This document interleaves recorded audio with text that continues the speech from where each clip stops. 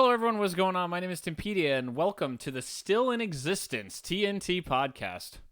Debatable, but yay! It's been a very, very busy couple of weeks between COVID striking, trips to Vegas to get to gamble our lives away, and mostly more mundane stuff. But we're finally back just in time for American Thanksgiving. For American Thanksgiving. Well, doesn't Canada have a different Thanksgiving date thing? They Oh, do. true. Like Yeah. February or They something? do have a Canadian Tyler. Thanksgiving. You know what? I Attacking feel me. bad because I had a friend in college who was Canadian. Damn. Oh, never mind. It's not. Live It's not Celebrate October. with audio her. betrayal of your friend. Yeah. Sorry, Gwyneth. Oh, I apologize. If you ever, I doubt you're listening to this, but like, if you are, I apologize. It was fun. But that's not why we're here. Well, who is here? On my right. That's Friedman, also known as Andrew, but mostly known as Friedman. And across from him, on his right. I don't like how you did that. But it took me a second. I was like, oh yeah, that does check out. Two rights make a left when Yeah. it's a triangle. Yeah, I'm gonna say, and two rights make a left.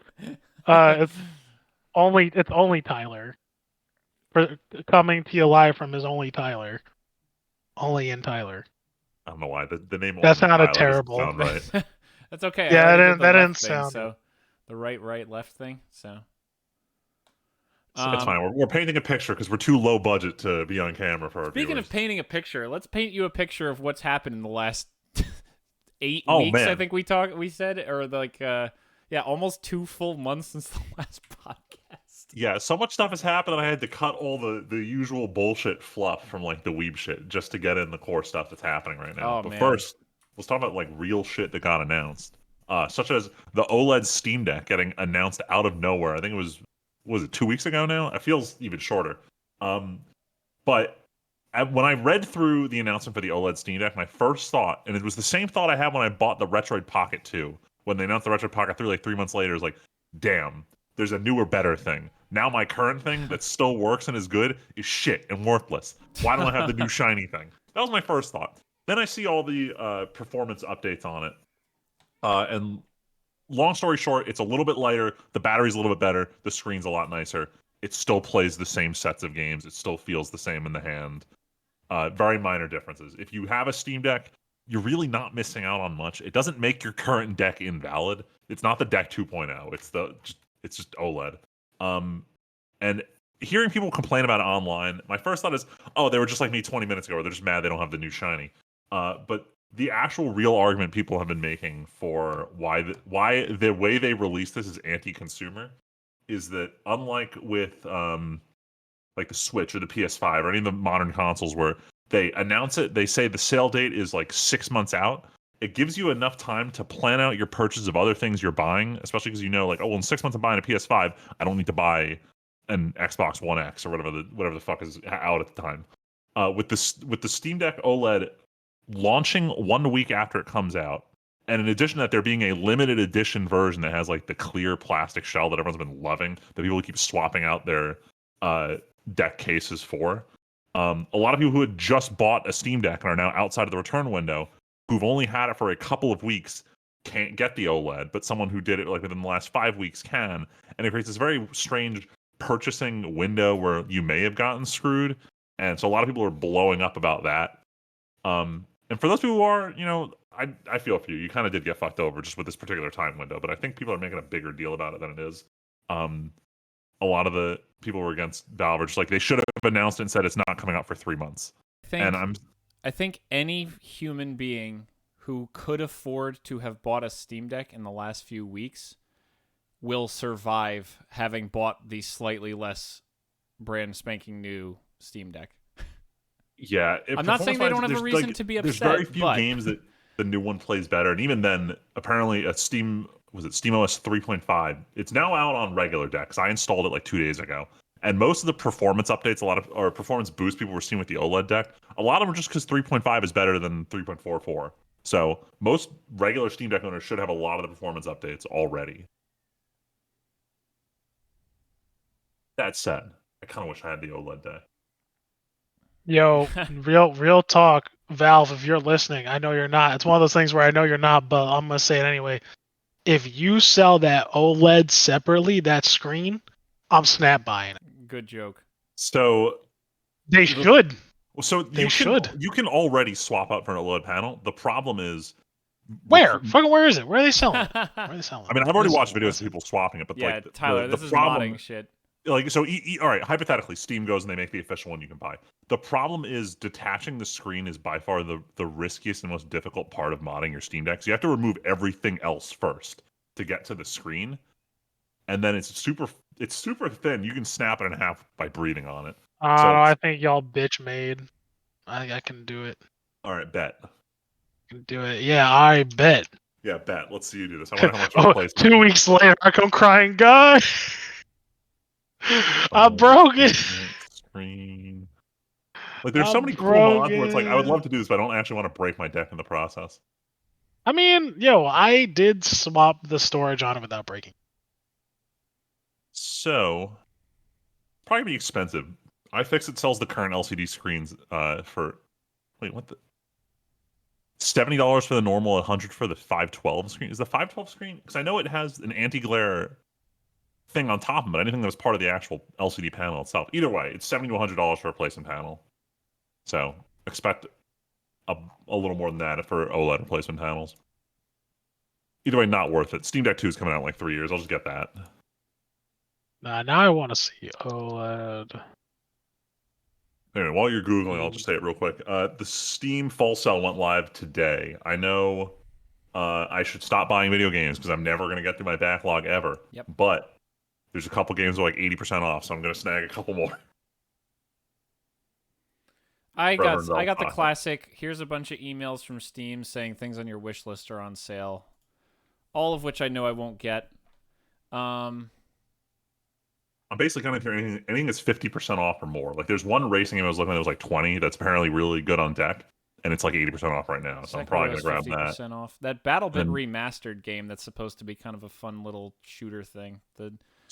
Yeah, everyone I know who played Battlefield loved it, but they all stopped playing it. So like, I don't know if it has staying power. If it was just one of those like fluke, it takes over for the weekend kind of games. It probably was, but still. Probably that. I do know that for anybody who hasn't picked it up yet, Sins of a Solar Empire, as with every sale, goes on sale. I always recommend that game to the people who watched Star Wars on my channel for I'll say, decades. Tim, please. You think these what genre people? is this game? It's an RTS. Look, or it's a realistically, 4X, really. It's really no a one 4X. else is listening to this podcast. I'm listening to this recommendation. I'm curious about this game. So I've heard you mention it. It's an old 4X. There's been a lot of mods and stuff for it over the years. It's just been around for a long time. Like, I was playing it back when I was doing LPs. Like, Friedman, for context, this game first came out when we were in senior year. Oh boy. And then they put out 3 expansions that were small, and then a basically rebuild expansion pack standalone game kind of thing. Probably like 10 years ago now, maybe a little less. There's a sequel in the works, but it's just been a fun 4X that I just still boot up every once in a while. Sins of a Solar Empire Rebellion or Trinity? Yep, Rebellion. So Trinity was the original stacked on expansions, and then Rebellion finished the first game as it's a standalone. Gotcha. You do not need to own Trinity. It's fun. There's Star Wars mods for it. A bunch of other space properties have mods for it. I like the aesthetic. Yeah, it's fun. And there's the ad for the Steam Deck OLED right on the Steam front page. Right on the front page. Funny enough, Freeman, real quick, while we're on the topic of the devices, you gave me a device to bring to Vegas with me. That was pretty fun. What? Yeah, let me do a short segue about retro handhelds in general here. For some context, listeners, a while back I got my friend a Retroid Pocket 2 for his birthday, and then I got one for myself, thinking I can emulate N64 in my pocket. And then I tried it, and I was like, okay, it doesn't do N64 too well, but it does everything else really well. But it wasn't that pocketable because it has these thumbsticks, pretty much like the Switch ones. So I've been looking for a while on which one to get, and I finally settled on the Miu Mini, which can basically do up all the way through PS1, but it doesn't have sticks or anything. So my old one, I didn't really have a need for it anymore. And we failed to convince Tim to waste money on a Steam Deck, but I don't know if you want to take over story here if I should No, go. so I had a trip to Vegas for a work trip, and I'm like, oh man, I wish I could do some video games or something while I'm going. I don't have really a handheld anymore, and my son recently pulled my GBA out of storage that doesn't work anymore. And I was like, oh man, I wish I had something. And Friedman goes, hey, you want to just take this? I don't use it now that I have a Steam Deck. I don't need this anymore. Yeah, between the Steam Deck and the Mii U Mini, like it's fallen between the cracks. And I was like, you know what? I already built up this, and by built up I mean pirated someone else's completed video game collection for everything Super Nintendo and earlier, or sorry, Game Boy Advance and earlier. So I just loaded him up on that, handed off to Tim before he left, and just said, "Here you go." And Peace. I played. All I did end up playing with it was I was like, oh, I want to play something on the GBA. What's something new I could play? And then I just booted up Zone of the Enders: The Fist of Mars, a game I LP'd like a decade ago on my channel. One of my favorite GBA games, and I just did like 2 missions, and then I was up watching stuff on Netflix again on the plane. But it's still really cool. I still have it. It's the life of these handhelds. I've realized the primary use case is I should just leave it in the bathroom so I can just play Dr. Mario while I'm in there. Yeah, it's fun for quick pickup gaming. Hey Friedman, thank you for explaining why I realized it's a bad purchase for me to buy a Steam Deck. Well, all right, look. You may it's a fantastic purchase. You're just tripping, bro. No. Okay, hold on, Tyler. You and Friedman both have a use case I don't have, which is when you come over to my house on Sundays, you play your Steam Decks in my basement. That's correct. If you, yes. All right, well, I'll put it this way. Listeners, if you don't ever leave the place where your gaming console or PC is, you lose a lot of the usefulness of this. Well, no, this is not meant to be a slight. No, it's not, but it's just funny. Friday and most weekends, I'm back over in our old hometown where I'm not bringing anyone Freeman, with me. I know you are. I'm laughing because you're describing me. I do not go anywhere because I'm here. Yeah, listen, if you're like Timpedia, don't buy this shit. Just play Sons of the Solar Empire. It's not even deck verified. Damn.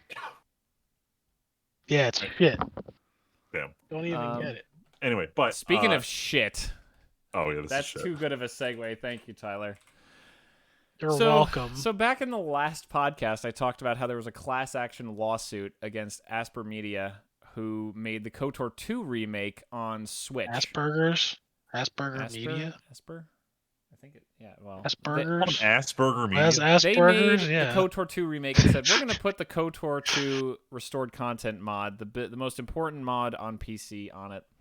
That lawsuit seems to be floundering or doing whatever. It's a class action where people got refunds and stuff, so it's probably going to go nowhere. But there's also been rumblings since that podcast recording of, Sony I think I mentioned it, but Sony, it might have happened last time, but Sony delisted the trailer for the KOTOR remake. That's weird.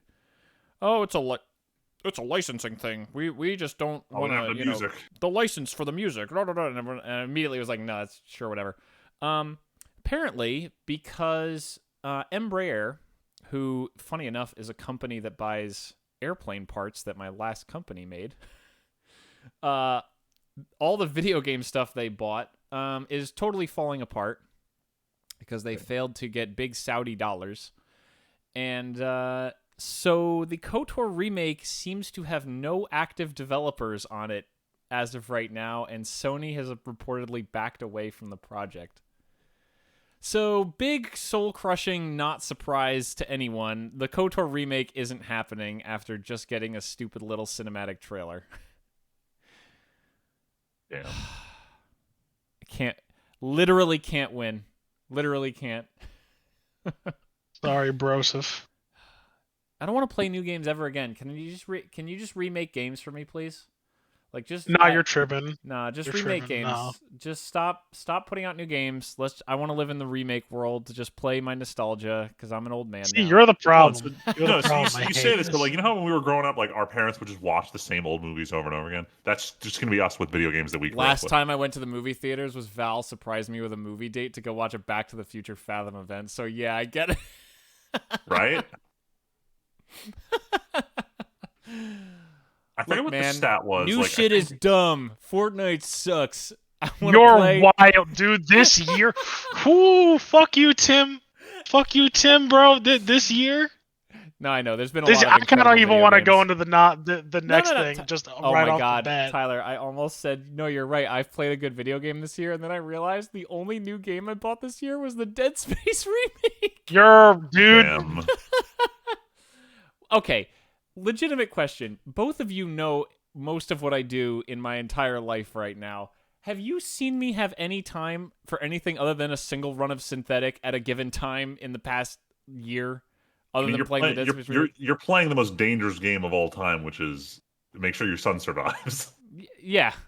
All quick time events when you don't want them. Oh no, man! I think So that's some big excuse, surprise, you know? big surprise that I play a roguelike that I know well at this point and can easily sink 45 minutes into on a run and then just walk away.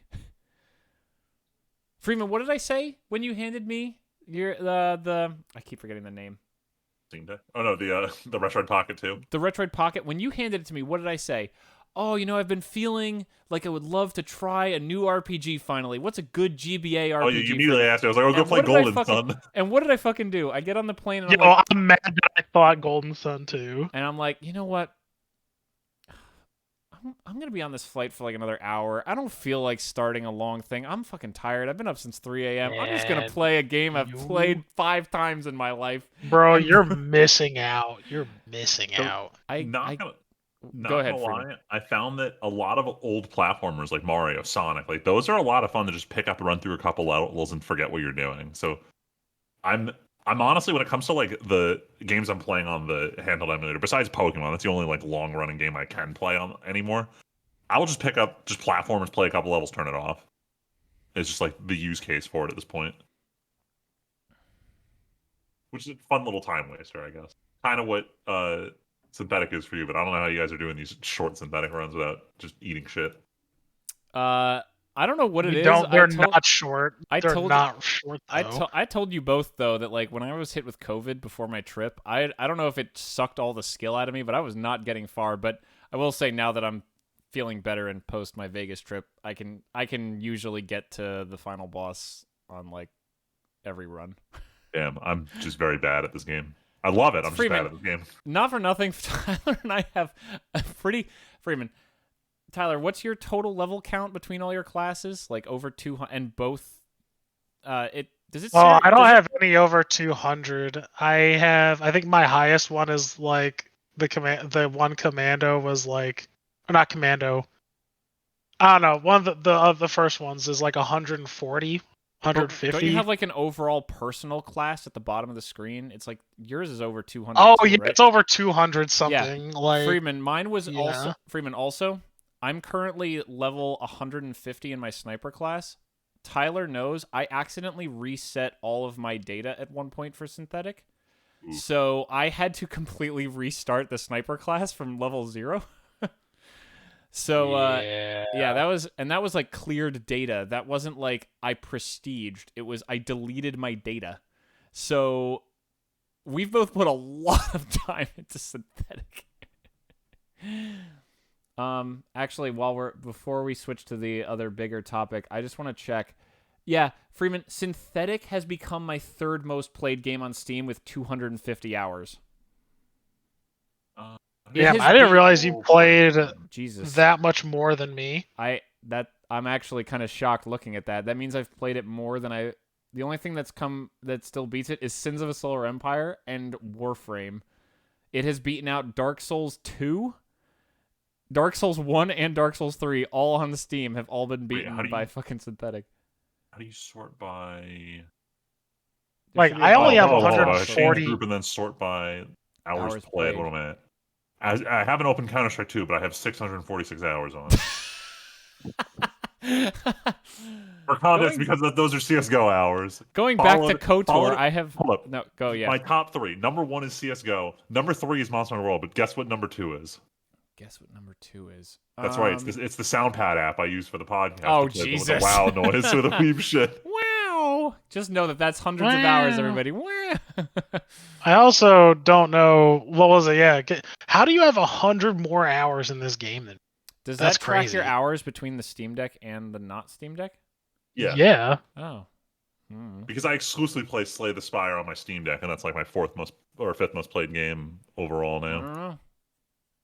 I don't know what Damn, to you tell you. play a lot of synthetic. You know, for all those mean, I times you beat it could up- have beat synthetic, bro, you could have fucking beat a whole other games. Tyler, except how many chunks of those other games would it have taken to get to that? Look, man, you could have finished our No. Final Fantasy 13 Let's Play at this point. Oh my god. All right, let's move on to the Jeff Keighley. Jeff Keighley, everybody. He's here. His awards every year. They're getting better and better, we swear. Yeah, right. Not even close. Oh, Okay, was it- legitimate question. I'm just confirming because I feel like I'm insane and I know you guys are going to laugh at this. The Game Awards haven't happened, right? We just know what the nominees are. No. Yeah, the nominees no, came they out haven't within the last happened. week. All right, I'm Yeah. just checking. It was last year's Game Awards where the dude came on stage and thanked his reformed Yes. rabbi, Bill Clinton. Yes, Okay. that was Yeah, All right, last year. It's been 1 year. Yes, that was last year. Yeah, Um, no, I'm talking about like I just threw it on here because you also No, talked that's about fine. We literally Oh, no, I said was what are gonna the put it on good here, too. games of the year here. So Game of the Year actually has mostly, I think this is correct from what I've heard, listening to like podcasts and stuff over the past year. But Game of the Year, Alan Wake 2, Baldur's Gate 3, Spider-Man 2, Resident Evil 4 Remake, Super Mario Bros. Wonder, and Legend of Zelda: Tears of the Kingdom. Everyone's gonna be very salty when Alan Wake 2 wins. That's not gonna. No, work. I'm joking. I will be salty if Alan Wake 2 wins legitimately. So I think actually I'm kind of astounded that it got nominated because wasn't there something else that was Starfield. Yes. Well, also I don't Hogwarts Legacy game of the Nah, bro. I just- feel oh, like well. I feel like time has not been as kind to Starfield since its launch, Tyler. You know why? I'm gonna say it. I'm gonna say what everybody. I think I said it last time either. But like, what bothers me about Oh boy. like people in Starfield is that everybody wanted a more polished No Man's Sky, and that's not what it was, and people are mad. Yeah, because everyone forgot what Bethesda games are like because they've modded Skyrim to be like an entirely different video game at this point. And honestly, this is gonna be a hot take, but like whatever. I think Zelda Tears of the Kingdom is just whatever. As someone who likes Zelda, it was some DLC with some like extra fluff. I'm gonna I don't think Tyler, I'm gonna say, and you guys I haven't played this, and I don't think either of you have played this either. Based on the fact that it's nominated for like every single category to exist, pretty sure Baldur's Gate 3 is gonna win this. I don't know. You got a lot of normie losers who like Tears of the Nah. Kingdom and Super Hold on. Mario. Can we talk about Baldur's Gate 3 for 1 second here? So I've been Yes. avoiding it. So back when we were doing our like group play of Divinity Original Sin 2, I struggled to grasp the entire combat system. It felt super weird and foreign to me. And I'm honestly What do you shocked. figure? You play Dungeons and Dragons, my guy. I know, but playing it in a video game felt strange. Did And I'm it? just surprised that normies grasped it so easily. I'm not criticizing them for it. I'm just shocked that they grasped it this easily. It makes me feel like I'm the baddie. But I was No. just What? like I was. I mean, completely you caught kind off of guard. are. I'm not There's gonna Tyler front. coming It's in. just Yeah, it's fine. Lay it on me. But I was just shocked about that. I think that's fair, but I think this is what happens when you take a game like that had a really good foundation and you But give you it just an refine it. official license and you give it years and years of build up in early access that they actually use to develop the game, and you get something like this. I think it says something that a lot of people are really passionate about Baldur's Gate 3 and are really loving it, and it really took over in a lot of ways, I think. Like, everything... Okay, Alan Wake 2 is kind of like the surprise swerve at the end of the year that also maybe shouldn't be on this list because it's so brand new. Like, for all its faults, maybe Starfield could have been nominated for at least some stuff, even though I don't know if it got any nominations. It got one. Okay, so a pity one. Got it. But, like... Yo, all right. You know what? It definitely doesn't. Yeah, I'm kind of heated because like I'm playing through Alan Wake. I'm sorry. Like Alan Wake is fun. I really like Alan Wake, but I don't think it deserves a spot on this. But whatever. Well, that's what I just said. That who are you? The game of the year is a joke anyway. I just threw it on here, and I don't know why I'm getting salty. You guys feel this way. I think it's love because the game. I've already beaten it 4 times now. It's clearly game of the year. What? I'm joking. I don't know anyone who was super excited for this or has played it. I feel like it's I will tell you right now, if I had the time to play, because Baldur's Gate 3, You I'll never have have time. the time. If I had time to you play can- any game on this list, it would be Alan Wake 2. I would want to play Alan Wake 2. Don't really give a shit about Mario. Legend of Zelda, Tyler, like you said, I don't really care that much after Breath of the Wild was fun. I feel like that was my Zelda fix for years. I don't want to deal with engineering shit when I do that during the day. I'm not one of those people who wants to play the video game version of my job. So I do actually want to play Mario Wonder, but I know that I have to sit down and play Odyssey before I pick up any other Mario games. So that's gating me from playing this. But let's be real, I don't play video games. What? Like why? I Why want are to you get through gating Odyssey before I yourself? spend more money on a Mario game. I mean, that they're not connected at least. I know they're not, but like I like playing things in order. No, you Even though I both are realize they're weird. very disconnected from each other. I'm questioning my friendship.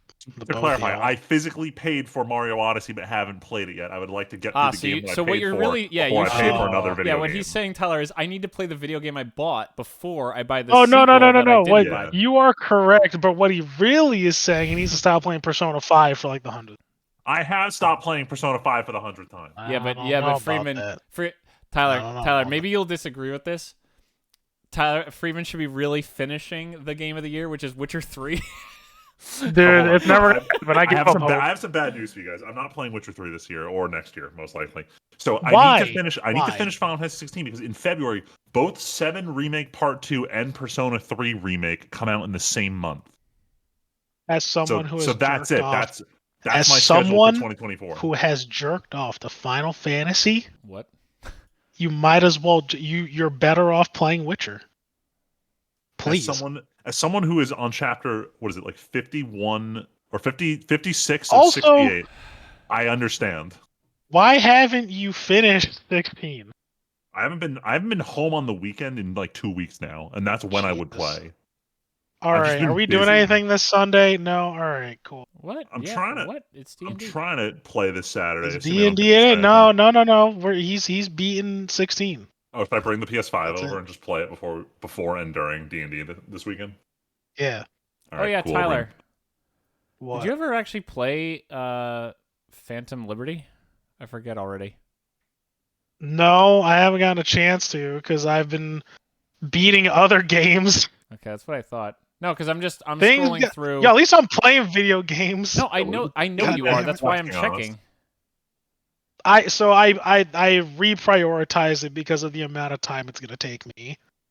So I moved it to the bottom of my list because I started a new character, and with how daunting everything is, especially with me like skipping through a lot of stuff, I realized how much time it's gonna take. So I moved it. So now I am playing Alan Wake 2, and then I'm moving to Spider-Man 2 before I move to that. But I want to beat that before the end of the year because at risk of a person hearing, I have plans to start Baldur's Gate 3. Hell yeah. See you. But I want to do it with Michelle. Yeah, I know. That's gonna be. Right, I told her. Can we move on? Because I'm just looking through the other categories, and they're like the most boring, generic, like action adventure RPG. It is, and none of y'all played any of these games, so I don't know why I even brought it up. You think I watch half the movies that are up during movie award season? I'm just here for good drama. God damn it! You know, it'd be really cool if there was if an award show actually limited the number of entries something could have. Because you anytime could only be in 5 categories or something. What? Because you can only be in 5 categories. Oh look, best multiplayer: Baldur's Gate 3, Diablo 4, Party Animals, Street Fighter 6, or Super Mario Bros. Wonder. Well, 2 of those games are nominated for fucking Game of the Year. So unless Street Fighter 6 just swerves in and wins that, or Diablo 4 gets Blizzard pity votes, it's probably going to be one of the games that was nominated for Game of the Year. It feels like every year Demon Slayer gets nominated for every category at the Crunchyroll Awards. You know what I do love? Anticipated game. That... Okay, hold on. Okay, actually, say your thing first, Tyler. Say your thing first, and then we'll. No, it's fine. It's fine. I'm just, I just get up and interrupted. It's cool. It's all right. That's cool. No, go. Cool. Nope. Tyler. Nope. Tyler, stop, please. Nope. Just... No. All right, most anticipated game, since this isn't some dumb category with every other game on it. Final Fantasy VII Rebirth, which I'm pretty sure is going to be both of your... Actually, no, that's going to be Friedman's vote, because Tyler's vote is going to be Hades 2. Shit, I still need to play Intergrade before Rebirth comes out. Like a Dragon, Infinite Wealth, Star Wars Outlaws, and Tekken 8. Why is Tekken 8 on that list? Yeah, you know what? Tekken 8 was fucking good. I think Not I gonna go am play it. looking forward more to Hades 2, actually. I called it. Like, I didn't think I probably would. Like, if you asked Tyler, like, 10 years ago, but, like... Well, yeah, 10 years ago. I don't know. Yeah, because I remember you loved the shit out of Hades, so... But Tyler, Segway's on the beach. That dude... I still love that meme of Sephiroth also on the Segway, but just taller. Boy, you know what's sad? Going, oh, man, there's a Star Wars game on this list. Good thing I don't fucking care about that. Damn. What studio's doing this one? Which one? Outlaws. So you know what's really crushing? Massive Entertainment is making it, who previously made The Division, and then before that, they made some of my favorite strategy games of all time, called the Ground Control series and the World in Conflict game, the game World in Conflict. And then they went on to make they got bought by Ubisoft and made fucking The Division. And yeah, so that sucks. We'll see if they can pull it off. Yeah, okay, best esports athlete. That's got to go to Faker. He just won Worlds like 3 days ago. Vitality for counters. Okay, whatever. Anyway, let's move on. We've been on this topic for a hot minute. Tyler, I was gonna say I'm glad at least one quote game didn't make it to the list, and it didn't deserve it because it's DLC. But Call of Duty has been like fucking tanking lately. Well, tanking in reviews. No It's way. probably still raking up like revenue, but of course it is. like it's been a rough launch. I just want to ask, how do you take a game that was like it was good? Yep. And the mechanics were good? Yep. And how do you just spike it into the ground? Like I'm like, how do you do that? Spike it into the ground. Like it's like, dude, how do you go from like, oh, everything worked, like for once, something worked, and now it doesn't work anymore? Dude, can I actually side note? Somehow there's no best shooter category at the Game Awards. But anyway, I just thought that's weird. I didn't think about I was that. looking for it. But dude, look, I've talked plenty on here about how COD, Modern Warfare 2, and Modern Warfare 3 are the multiplayer Call of Duties that I sunk hours and hours into back in college. Like, I loved playing those games. Those were bangers. And, oh, God, how do you take... Like, I saw Donkey's video on COD 3, and I was like, I still recognize all those half those maps. I remember Crash. That's the reason. No, not Crash, Terminal. That's the only reason why they're selling it at full price, I think. Well, one of them, because they're trying to get people on like, oh, look at all these old maps. Look, you remember them. You remember them. Next thing you know, literally though. And it turned out when they released it, half the maps were broken and they couldn't release them. Oh my! They literally put them out and the spawns were so broken. I don't know if you guys saw this video, but like, there's videos of like people just like teams spawning all in one spawn point because the rest got broken somehow. Oh yeah, I saw that. Like it is some ridiculous shit. I'm like, this is the most. And they yeah. No, finish your point. So this. Oh no, I was saying they have the audacity to sell it at $70. That's stupid. I gotta say though, hearing you guys calling it COD 3 is infuriating. I just think back to the time when they were releasing the Super Mario Advance games, and they released a game called Super Mario Advance 4, Super Mario Brothers 3. Remember when everyone was like, "New Super Mario Bros. That's so stupid." Like this should just be called Call of Duty 20, Call of Duty Modern Warfare 3, because that's where we're at. This is the 20th one. There are more Call of Duties than Final Fantasy. You know what game has never let anybody down? Titanfall 2. That's the real shooter everybody should go play instead of fucking Modern Warfare 3. Those servers came back up about a month ago, apparently. They've respawned, fixed an issue. It's time to go just fucking stand by for Titanfall. Are we trying to play Tyler, Titanfall when are we going to play 2? Titanfall, please? I don't know. I could download it again. I'm down. I will start. It's the better than download Call on of Steam. Duty. It sure fucking is. Listeners, if we get 3 likes on this video, we'll consider playing Titanfall 2. We got 3 likes, 1 for each of us. Freeman, we could lose likes because of saying that, and I would still be like, I don't fucking care. I'm downloading Titanfall 2 again. Look, it's All up for right, if we consideration. get 3 dislikes, If we get 3 engagement bucks from YouTube, then I'll download Titanfall 2. Someone on my friends list is playing Titanfall 2 right now, actually. Hell yeah. Oh god, Titanfall 2 is too good. I'm pretty sure if I still had a text notification sound, if I was like 12 again, and I could set one right now, it would probably be Standby for Titanfall. Would be my text. Standby for notification sound. Titanfall. If we were in high school and I could rip a sound bite and make Yeah, it exactly. If I could pull my out my test phone message sound. and blast the speakers real loud so that the mic would pick it up in my phone and record a custom audio clip so I don't have to download it or transfer it to the phone, then This is like bad nostalgia. I don't want this. This bad nostalgia. So I could My get- Motorola Razor. I could get a super stat. Jesus.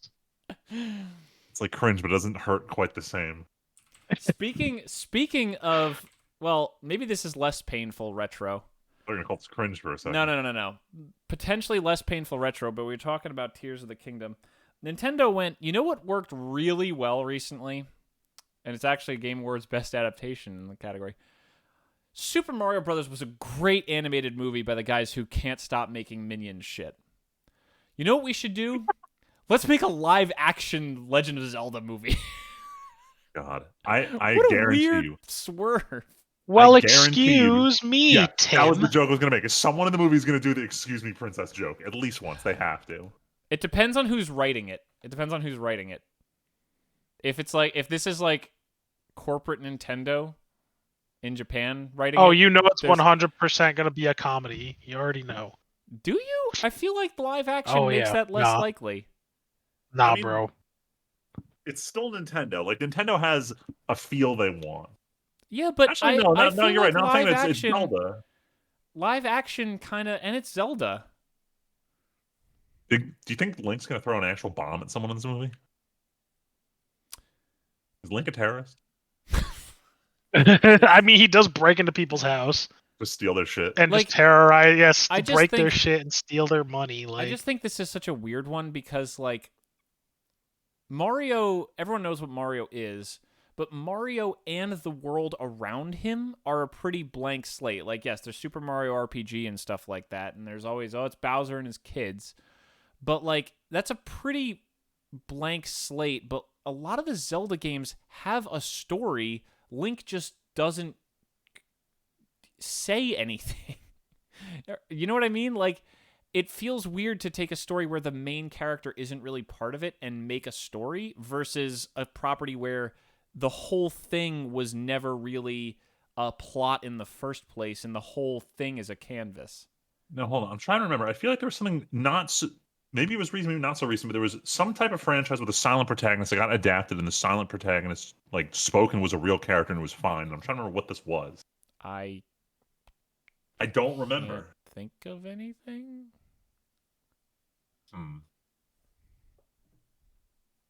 It'll come to me. damn. Or no, I remember what it was. Didn't Master Chief speaks in the Halo show, right? That's definitely what it was. Okay, never mind. It wasn't Master good. Chief. You know what? I made a point, and then Friedman came in and was like, 2 words. Oh. Halo television. Bam! Spike into the ground and walk away. Listen, Yeah. why you gotta hurt me like Yeah, that? I'll say, speaking of walking away, I'm gonna take a quick restroom break. You guys can keep going on this one because I've embarrassed myself with the Master Chief shit. How is that You embarrassing? hurt me. You literally just Because I was like, there was confirmed definitely all one fears. recently that was good, and then I was like, it's not. I'm thinking of What's a that? What's completely that movie correct- title I've never seen? The Sum of All Fears. Freeman just brought all of that to the surface for Tyler with this movie. Dude. All right, I'll be right back.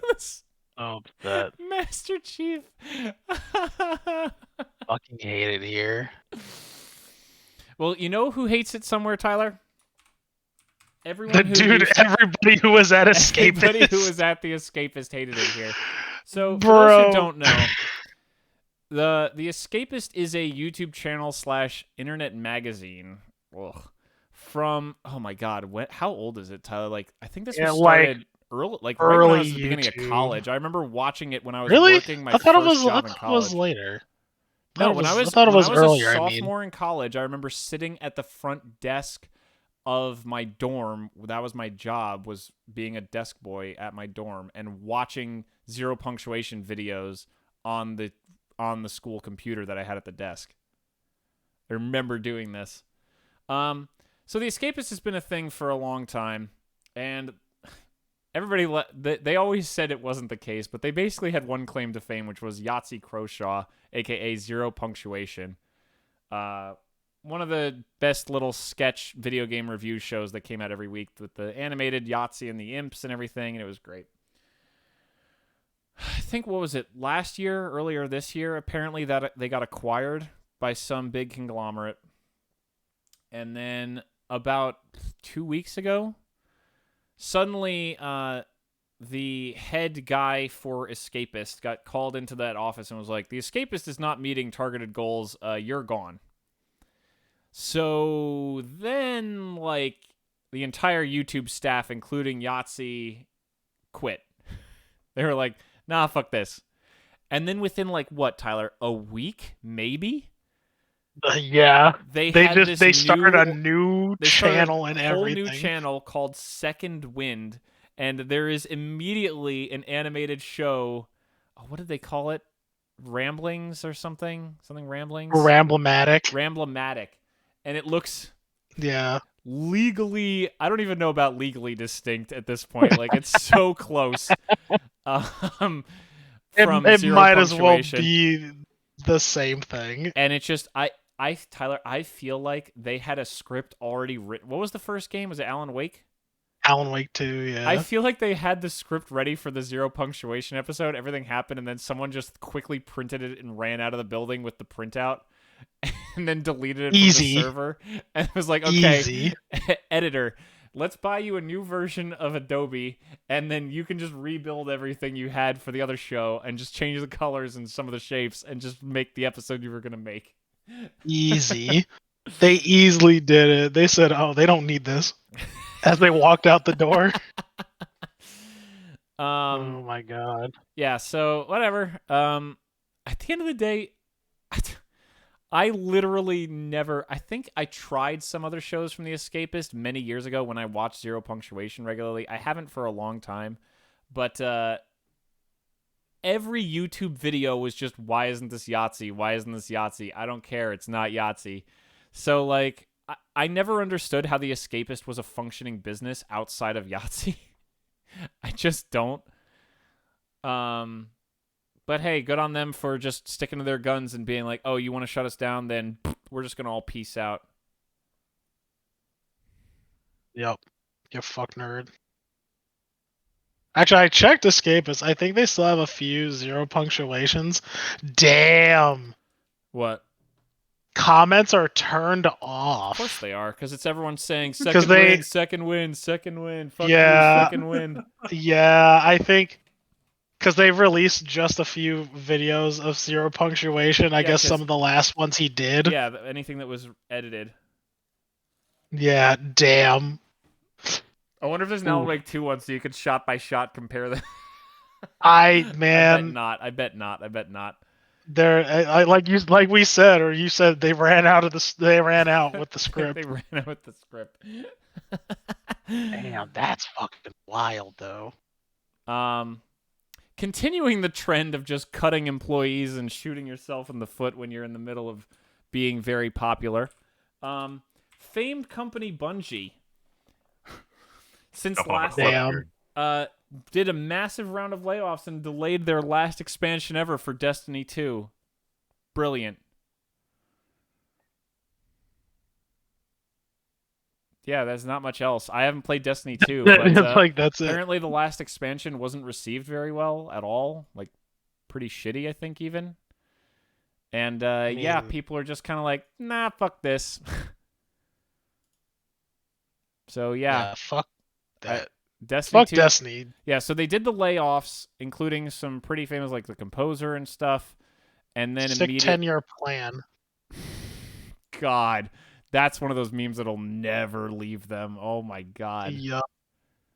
Devastation. Devastation. But yeah, so woo.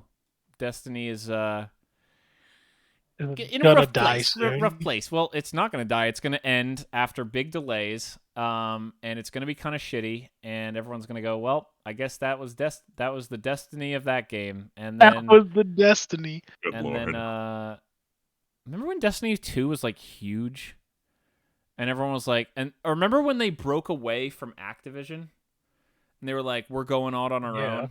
Yeah, we're not going to do any of that It dumb was a shit great we did day. when we were under Activision, only to do all that dumb shit they did when they were under Activision.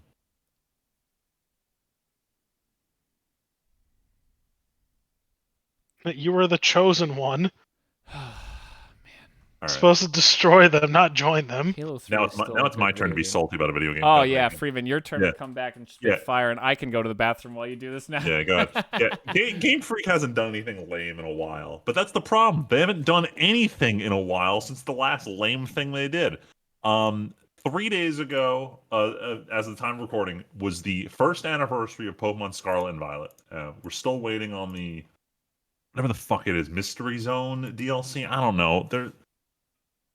They're still releasing content, but I just want to make sure that everyone doesn't forget here. A month after Pokemon Scarlet and Violet comes out, Game Freak, in a rare move, they never address negative feedback. They say, you know what, you're right.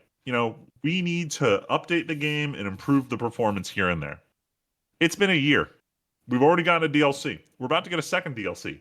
There's still no performance patch for this game. They're never releasing it. They lied. This is it. This is the broken, shitty state Scarlet Violet has always been in, is forever what it's going to be like. And Game Freak doesn't care because they got rewarded for it. Yep. And let the record show. It's never, Let the record show I still haven't bought a game since Sword and Shield. Damn, I haven't bought a game since Omega Ruby. Or no, sorry, that's a lie. Since Sun and Moon, right? I did buy. Oh no, I did buy Sun Moon. Yeah. Yeah, I think the longer it goes, the more I realize I just was very upset at the end of Sun and Moon, and that was it for me. Like, 'cause at that point, I started replaying like X and Y and Omega Ruby Alpha Sapphire, and it was very rare that I went back and immediately started replaying the last gen, as opposed to like waiting for remakes and shit. So I realized that was very clearly like the moment where I'm like, this is losing magic. Which is a shame, because at the start of Sun and Moon, like the opening cutscenes, I was shocked. I'm like, yes, finally, we have plot. And then I very quickly learned to regret feeling that way about Pokemon, where I didn't want these long-ass cutscenes for no reason. Anyway, Tim is not back. I am. Forgetting what to say. Oh, no, you're back. All right, cool, because it's time for the Weeb shit. Yay. All right. So we'll get through some like the industry news first, and then we'll just move on to Anime NYC, because that was this weekend. A lot of cool stuff got announced. First and foremost, you guys probably have never used it, but back in the day, before Amazon carried every anime DVD possible, the rightstuff.com was like the biggest distributor for anime Blu-rays, DVDs, and if you were in that space, hentai content on disc in North America. And a while back, Crunchyroll had announced that they purchased Right Stuff to be their distributing arm. And it kind of made sense, because back before Crunchyroll bought Funimation, Funimation's primary distributor was also Right Stuff. So it made sense that the biggest anime distributor would distribute for the biggest anime company. But they opened when they started, they said, Right Stuff isn't going anywhere. It's going to stay its own independent storefront, because everyone clearly likes the website and it works way better than the Crunchyroll store. Only for them to kind of roll that one back and say the Right Stuff is going away, and now it's just exclusively sold through Crunchyroll's really shitty front end store. So, end of an era, kind of sucks. The CEO of the company gave a pretty nice letter talking about just like, it's been fun while it lasted, but this is what it is. So the Right Stuff is just gone. Crunchyroll is eternal. And then kind of in the same vein of Crunchyroll choking out the industry, High Dive announced that they are not going to function outside of North America. So it sounds like, from what I understand, this was a business decision, that there's more money in licensing to other companies that individually distribute within, especially in Europe, so they don't have to do multilingual subtitling. They can just do English language subtitles and focus on the US, which is certainly interesting, because the more time that I, as a web developer, spend on their website, the more I understand how their website works, And I also understand that it's very clearly just like hacked together. There's very rudimentary styling and just everything is just blatantly just HTML embedded in text everywhere. And it's hilarious when I start realizing what tricks they're doing to make it functional without actually doing the kind of stuff you'd want to do as a single page application. Either way, it sucks that we're losing on a competition. Personally, I'm in a weird spot because I hate High Dive's app, but I like that they are at least putting up a fight against Crunchyroll. And more importantly, they're not Hulu because fuck watching anime on Hulu. But yeah, is what it is for High Dive. Just fuck Hulu in general. I hate it so much because like the problem is Disney makes the conscious decision to say we don't want to dilute Disney Plus like we do in the rest of the world. We don't want to do it in North America. We're going to put everything else on Hulu instead of putting it on Disney Plus, where we have an actual real functioning subtitle engine instead of the closed caption engine that Hulu is stuck using because the player hasn't been updated in 8 years. Infuriating. House of Mouse. Anyway, moving on to some more disappointment. The new Dragon Ball anime has finally been announced. I totally forgot about this. And it's like it's the bad part of Dragon Ball GT. Like, you know, at the beginning when Dragon Ball GT is like, hey, we need to go back to Dragon Ball's roots and go back to just Goku's a kid and we're traveling and there's no real overarching plot. Nah, Super Saiyan 4 the fights though. are low stakes. Yeah, but then they swerve back to Super Saiyan 4. We're like, oh shit, people want it to be Z. Yeah, of course they do. And then Super happened. And then I don't know what's going on with the Dragon Ball franchise because they just decided we got to be goofy and wacky and zany and everyone's kids again. Oh my god! And it just the animation just looks wonky. I really don't know. Like I'm at the point where I'm treating Dragon Ball the same way I treat Pokemon. Where there was a period of time where I liked it for what it was and it was cool at the time when it came out. But what it's evolved into is not what I'm here for, and I'm stepping away. Like I barely made it through the end of Super. I spent the entire Tournament Power the whole time going, This is what everyone was excited for? This shit? And now that I see people defending Dragon Ball Daimyo that saying like Dragon Ball has always been a children's adventure show. Sure. And I'm just like, keep snorting the No. Hold on. They're not technically wrong. What are you holding on? They're not wrong. Dragon Ball. They are wrong. Dragon Ball has always been that. Dragon Ball stopped being Dragon Ball and became Z as soon as Z came out, and then the original Dragon Ball was by the wayside for most people. Wrong. Okay. So, real weebs will know that Dragon Ball Z, especially the manga side, I don't believe it got renamed to Z. It was just Dragon Ball, and it was meant to be the concluding arc. The same way that Naruto has a time skip, but Naruto, the manga, is just known as Naruto throughout. Naruto Shippuden, where it gets super serious, was an anime-only rebranding thing because they wanted people to know, hey, the franchise has changed a lot. Please come back and give it another shot because it's different now. That said, at the start of Dragon Ball Z is really not that different tone-wise to the end of Dragon Ball outside of the whole Goku's an alien shit. Like, the last World Martial Arts tournament doesn't feel that far off from the beginning of the Saiyan saga. So it's not like it was just this sudden, bam, we're different now. I would honestly argue that probably the tail end of Namek is when Z felt distinctly different. And then it stayed distinctly different for the rest of its run.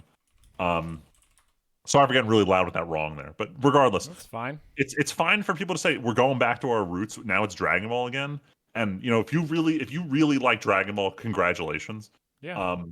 But how did you not find something else in the last 15 years? Yeah, right. I don't want to go back to children's exploring the world adventures with Goku and Vegeta and their bobbleheaded kids. And the biggest joke to come out of all of this is that Goten and Trunks have been kids like for the last 30 years in our time. 30 years. They haven't aged because GT's not canon. And now that we're finally coming back for a super sequel where in theory they'd finally start growing up, they are now actual infants again. So there's this big joke that just Goten and Trunks will never grow up in universe. Anyway, I'm done whining about Dragon Ball. I'm not watching this one. I didn't watch the last Dragon Ball movie, even though everyone still says it's great. It's just ugly as sin. Not watching Dragon Ball anymore. Oh yeah, I forgot you watched the superhero movie. I did not watch the superhero movie. We watched the trailers. That's right. And I decided I wasn't going to watch it. I asked my friends about it. They're like, once you get past the animation, it was okay. And I'm like, all right, sounds like it was bad then. Anyway, let's talk about something that we all saw. The live-action Yu Yu Hakusho trailer. Yu Yu Hakusho. I didn't watch it, but you guys did. Oh, you didn't watch it? I have no connection to this franchise. Well, you haven't seen Yu Yu Hakusho? No. Oh, it still holds up. You should watch it at some point. I'm sure it does. I just have not watched it. Look, I went in with the expectations that it was going to be hot garbage because most live action anime adaptations are. I don't know. I'm mixed on it. It looks like it might be cool. It might be faithful, but I don't know if it's like. I don't know if it's gonna work in live action. Like the spirit gun just didn't. Like they showed at the tail end of the trailer, and it didn't feel like it captured the spirit gun to me. I don't know. What do you think, Tyler? I would rather just not watch it because every live action anime adaptation has disappointed me. So yeah, I'm Yeah, really not gonna give it a chance. I would much rather just rewatch Yu Yu Hakusho than watch this. That's what I'm saying. That's what I'm like. If it gave me any sort of like feeling, it would just. I'd rather just watch Yu Yu Hakusho instead, like the show. Yeah. Up until what's his face's arc. Before the last arc of this show. Oh yeah. Was like the Demon Yeah. King arc or whatever. I forget what it was. No, where they're God. hunting down the ex spirit detective, the like who was a spirit detective. Oh, I like that arc. Yeah, no, I that's a understand good why you don't arc. know. Oh, wait, No, you no, no, do or no. no? I like that arc. Yeah. I Oh, no, don't sorry. like I thought you the were. I thought last you were arc of the saying. show. Yeah. No. I thought you were saying that the hunting the ex spirit tank was the arc you didn't want to watch. And I was confused for a second. I'm like, I like that one. Oh no, I think that's actually the best arc. Yeah. The No. It's just entire the show. last 20 episodes of Yu Yu Hakusho are kind of weak. And then hot take here. I don't think the middle 10 to 25 are that good either. Like it You starts don't. good. Oh, It you kind of don't like the original like tournament, no. demon tournament. The tournament doesn't start till like 26 episodes in. Like there's the whole meet all the characters, and then they do like their first adventure Oh together. And yeah. I didn't like their first adventure. I kind of almost lost interest in the franchise. And my buddy's like, just watch the Dark Tournament, and I did. And I'm glad I did because then I powered through and watched the whole thing. The The Dark Dark Tournament Tournament. was fucking awesome. When people talk about tournament arcs being good, it's because the Dark Tournament set the standard. Facts. All Facts. right. Dragon Ball started it, but Yu But Yu Hakusho probably did it the best. Dragon Ball also had like the same tournament over and over again because it was just like Because it's their only gimmick. yes. It was their But like, only gimmick. but like you look at the early tournament arcs in Dragon Ball and like the one whole tournament is just like Tien is the antagonist. No one else in the tournament matters. It's just like Tien. So I don't know. That said, World Martial Arts tournament arcs are always hype. It's one of my favorite parts of watching Dragon Ball. They really fucking. They're like really six of them. good. Anyway, See, moving on. that's something that I was gonna say. No, Like I didn't go get a ahead. chance to say it originally. I'll be quick about it, but like that's one thing that I don't think that Dragon Ball, like the new Dragon Ball series, will ever capture.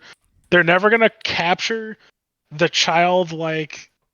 Well, I wouldn't even say childlike, but like that adventure wonder that Dragon Ball had, and it's not gonna capture the grittiness that Dragon Ball Z had. It's not. They've hit it's almost like the One Punch Man problem that just like threats aren't real.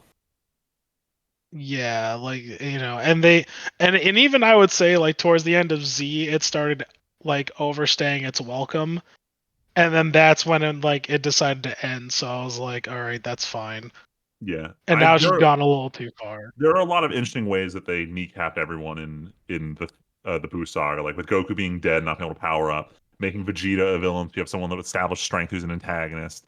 They had creative ways of making threats to characters who are still really strong. But like you're not going to capture the early magic of like the World Martial Arts tournament's over, they go to the locker room and find out that someone just shot Krillin. Like you're never going to have anything Yeah. like that ever again. For real though. But yeah, no, we can move on though. Yeah, let's move on. So this one got announced well, like maybe 3-4 weeks ago. None of us knew the format of it, but Sunrise Bandai, the Gundam group comes out and says, "Hey, we have this Japanese exclusive mobile game called Iron Blood Orphans Ur Hunt, and it's getting canceled, so we're going to release an anime about it." And I heard the announcement, and I'm like, "I'm sorry, you're canceling a mobile game, so you're going to release an anime?" Like, Well, I've heard of other crazier mobile game projects. Like, what was that one? hacked op Destiny. Let's release an anime to hype up a game and then delay the game for 4 years to completely kill the hype the anime brought. But the reason they're doing this was apparently the format of the game was it was a lot of anime cutscenes, and you jump into gameplay at certain points in what would be episodes. So it was a very story-driven episodic video game. And it seems like, I guess, like a good maybe 50 to 70% of the content was just watching animated cutscenes that are straight up like anime animated, not like 3D CG or anything. So it seems like they're just trying to reuse assets as well as just make it available throughout the world. If this leads to a new high-grade Iron Blood Orphans kit, so be it. Perhaps I will shoot $20 to Sunrise if they make that available to me. But who knows? Honestly, I just want more content that isn't Witch from Mercury at this point. A reminder of when Gundam used to be good guy. Hey, we're getting the Gundam Seed movie, which is inevitably going to lead to new Gundam Seed kits. And like, I know it's controversial, but I fucking love the Seed aesthetic. I love these massive wings on Gundams. Give me more. That said, I haven't watched all of Gundam Seeds. I don't know what half these Gundams are. Moving on to something I haven't seen half of yet, but a lot of talk of anime Twitter. People who have hot takes about shit they know jack shit about. They're all complaining about MAPPA and their overworking animators like they do every single season for every single show they work on. But because it's Golden Child, Jujutsu Kaisen, people are extra salty. I think one of the big examples was there was a thread going around this week, especially, I don't know what happened in the current episode. Apparently there was a big sequence, but one of the animators said something along the lines of, we only got through about 30% of what was planned. And everyone's like, they only animated 30% of what was in the plan? No. And the person who tweeted had to walk back like, no. Like, the creative vision only ended up being 30% of what they had set out to do, but it wasn't related to the animation schedule. So everyone is taking a lot of hearsay from translated Japanese tweets and running with it like it's gospel. All right, I'm going to say something, Friedman, and it's probably going to damage your expectations, but I need to say it now to get it on camera. Yeah. This could probably have been one of the coolest fights in anime of the year, if not the multiple years. This could have with enough production value, this could have rivaled like the best moments in Demon Slayer for how cool this would have been. So did it feel gimped when you saw it? I instantaneously was like, wow, this looks so inconsistent and so all over the place and so hard to tell what's going on because it felt okay. I've on here talked before about the super loose, no edge line work style, to me feeling like it looks kind of cheap and busy. Where I like how it used to, like with My Hero and One Punch, it made things look very fast and now it looks just like unfinished. This is the epitome of that, where it literally, everything is moving so much and has no borders anywhere that it just looks like, to me, it just looked like a big mess. Gotcha. Like, characters, like, their model changes, like, in a couple of different shots, characters just look wildly different sizes. Things don't look like they're just distorting and moving, not in, like, a magic jujutsu way, just like a not being drawn well kind of way. I don't know. Val didn't seem as negative about it, and it was still a really, really incredible action scene. Actions, like fight and action sequence. But I can only think, man, with more time and budget, this could have been so cool. It felt like some animators took... Okay. Shortcuts or what? Yes. You know how in some very serious moments, what they love to do is that really heavy line work, not even shading, just heavy lines on like a character's face. Imagine that character's face looks distorted past the point of style and to the point where it's like just off. They do that a couple times to like, this is really serious, but actually it just kind of looks too rough for me. Damn. Now, I could be wrong. I was looking through the comments on Reddit, and a lot of them were like, this was incredible for the episode. So maybe I'm just off base. I, though, thought that it was unfinished. I feel like given a couple more weeks and much more budget and time, this could have really been something special. Whereas now I genuinely don't know if I would go back and rewatch clips of this fight. All right, I'm trying to go in open-minded, but I was already kind of tainted by the whole everyone's I screaming was week too. after week about how it feels like the animation's rushed. That I already kind of have my expectations level set. Like with Tyler, you're not watching Jujutsu, are you? No. I wanted to. All right, I'll Still talk about should. it without saying it. Spoiler. So there's this one part where Yuji goes And and he I fights could just mute myself or he something. fights this spirit that looks like a moth, and he straight up does the JoJo aura punch sequence. And I saw it, and I noticed like they really lingered on him punching with this very blurred animation thing, and I didn't really think twice about it. I went to the discussion threads, and no one would shut the fuck up about the blurring effect during that sequence. So part of me wants to think that if I just avoid the conversations, I won't notice all the shortcomings. But I'm aware that there are some there, and I'm trying to not look for them. We'll see. All right. You let's should move on to some still good- watch Jujutsu, Tyler. It's still very good. Yeah, it's still very good. I just need to make Well, more I time. know. I've been instead of watching stuff, I've been playing video games. All right. Well, we get to what we watched and Or played. watching stuff with Michelle. Or I've been watching stuff with Michelle. That's Like Frieren. I mean Charmed. Nope, Oh, Frieren. We've been watching Charmed. Yeah, but you should be watching Frieren. Anyway, we'll get to Frieren during the watch and play. Will Let me we? just. Yeah, we will. I put it on here because last time we recorded, I had just seen the first 2 episodes. Oh my Actually, God, no, hold there's up. so Did much you stuff see it in before here. I did? Or no, I had seen it because I was telling you that Val would love it because of Yeah, Val. you watched the So- you watched it, and then we raced ahead of you. Yeah, so I put it on here to give you a chance to talk about it because you haven't had a chance to talk about your experience with it since we last recorded. God, that's insane. Well, real quick, I'll blitz through Anime NYC. First and foremost, Tim, this one's for you. Aniplex showed off the trailer for Mashal Season 2. This is the first time they've subtitled it. Yay! Season 2 is coming back in January, so get ready for that. I know, I'm so excited. And No then one at else the Crunchy, cares, but I'm thrilled. and then at the Crunchyroll panel, they announced something that only I give a shit about anymore. But Tower of God, the show that came out in like Oh my 2020 mid-pandemic, was supposed to take over the world and usher in the age of Korean anime, is finally confirmed to come back for Season 2 in July. So expect that. My buddy who reads the manhwa is like, finally, the first arc is the worst of the series. We're finally gonna get to the good shit. So I'm like, all right, I'm here for it. Just it has to release, and I'll wait as long as it takes. Because if there was ever a franchise, I would wait as long as it takes. It's not Tower of God, but it's Gurren Lagann. That's it. They were having it's not the 25th anniversary. 15th. I think it's just the 15th anniversary. So they You have this had it big written panel. right there, Freeman.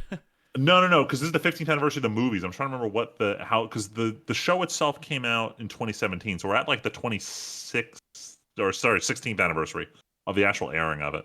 But then they had the recap movies. Anyway, long story short, there was a panel at Anime NYC with the heads of Studio Trigger, a lot of them who'd worked on Gurren Lagann, and they did this whole panel about the making of Kill la Kill, the Gurren Lagann movies, and then at the tail end, Aniplex is like, hey, by the way, speaking of the Gurren Lagann movies that are definitely getting a Blu-ray re-release in 4K in Japan, we're going to bring it to the US for the first time ever. Not the Blu-rays. We've had those, but they were subtitle only. They're bringing the movie back to theaters in 4K and for the first time ever dubbed, and they kind of threw that at the tail end there. We don't have confirmation if the whole dub cast is returning, but given that they did this whole big deal for I think it was the 10th anniversary where all of the dub cast came on and did like these videos that went on some bonus feature on some random disc. I thought at least that the Nina was confirmed because I thought I saw someone on Reddit say I'm surprised they seem to have just settled on like the second Nina actress as the voice actress. So like she would just come back and do the whole thing. Oh, Bridget Hoffman? I think so. That sounds familiar. But well, no, that was just a Reddit comment. So I thought it was the same actress who did both young and old. I'll double check. I have no idea. Either way, most of the cast is still active voice acting. So maybe we'll get them all back. One fun thing about this panel, though, is they had this one slide in the PowerPoint where they were showing up just like tweets and Facebook posts of people who were just like talking about how Gurren Lagann changed their life. The Yoko cosplayer from my old Gurren Lagann Anime Next photoshoot group, who we also did Food Wars cosplays with her photos were featured in that slide. So it was very weird being like, hey, wait a minute, I know that. That's so cool. So super cool to see.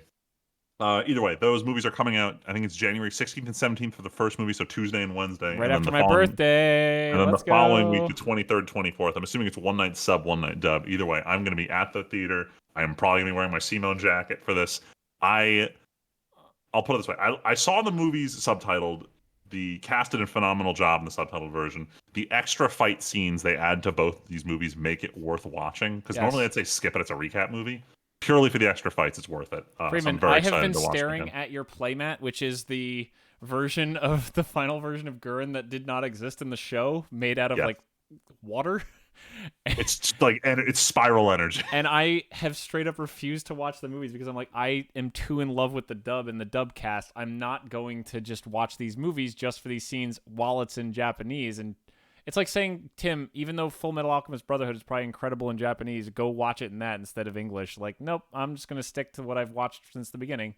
So, I will, if you're going on the dub night, I will be there on the dub night with you, one way or another, to watch these movies. Yeah, I gotta hear it dubbed. So I need to know if it's just from the re-editing of it. But like, all right, short tangent. Then we'll get going to the last part. But like with watching Gurren Lagann dub, there's this whole bit where Simon is just in the center of the super galaxy Gurren Lagann, and he's struggling to power the whole thing. In the dub, I just did not get the sense that he was like really dying in there. In the subtitle version, Simon sounds like he's fucking arguing. What did I say? In the sub, he sounds like he's arguing, like he's fighting against death the entire time he's piloting this thing, and it just changed the entire tone of just Simon in the last half of the second movie. And I just did not get that when I watched the dub, and I was like, wow, this is actually a lot better. So I'm hoping with the chance to redub. I know when they did the recap movies, they just redubbed the whole thing. So maybe it was just an acting decision with the way they had to cut Simon scenes together for the movie. I don't know. We'll find out in January. I'm excited to see it because that is like the 5th time since I've met you again that you've brought this up. So also, I don't know about you, but I haven't watched Gurren Lagann in a long time, so I can honestly use a recap. Not gonna lie. I'm trying to remember oh god, when was the last time? I mean, I feel like I've rewatched the final fight once every like 2 years or something, but anyway, but the last thing for Anime NYC, and I bring this up not only because of Tyler posting memes in the group chat, but because of my TikTok being covered in memes about it, as well as my one friend who went sending us endless jokes about it. But apparently, I don't know if it wasn't the army, but some branches of the U.S. military were recruiting at Anime NYC and doing stuff like having everyone do pull-up contests. This is goofy. There's no other way to put this. Hearing about it, hearing people meme about this was just hilarious. Yo, so did you enlist or what, bro? They didn't have enough waifus, unfortunately, and like I asked them the about psyop wasn't strong enough. I asked them about the guns, and they didn't get my hammers about to whatever reference from that one show. So nah, not joining.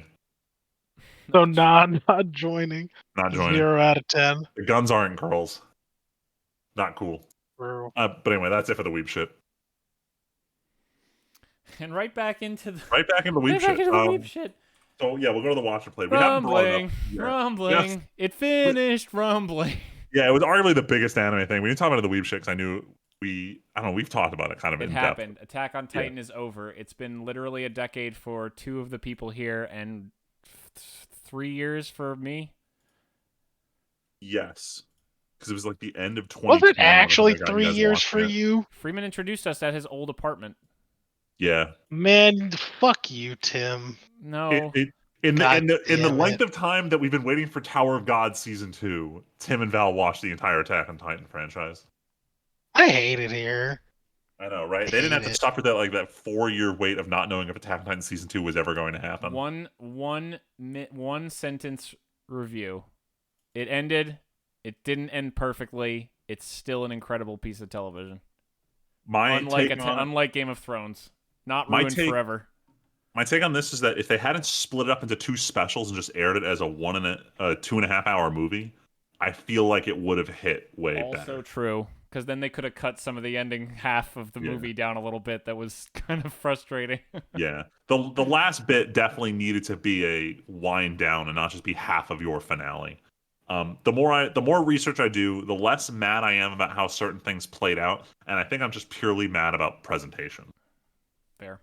That said, animation was fine. I've spent years on this podcast complaining about bad CG, and there was the CG in the finale was perfectly fine. Didn't really care about it. Overall, good animation. Overall, good stuff. I'm just glad it ended and didn't just catch on fire. Well, Tyler, actually, go ahead. Give your thoughts. In my thoughts, it was good. I don't feel like going into all of it. That's what I It was was good. gonna say. Because the three of us plus Val, Leslie, and Luigi watched it all together. We spent like an hour and a half going back and Just forth and talking about the screaming. ending. And we really don't want to recreate all of that for the podcast right Dude, now. I think we it all was talked so it out. much. It was just so much. I'm the only one who felt the most positive about it, I think. I Rewatched it because I watched it the night before seeing it with you guys. My opinion of it improved on the rewatch.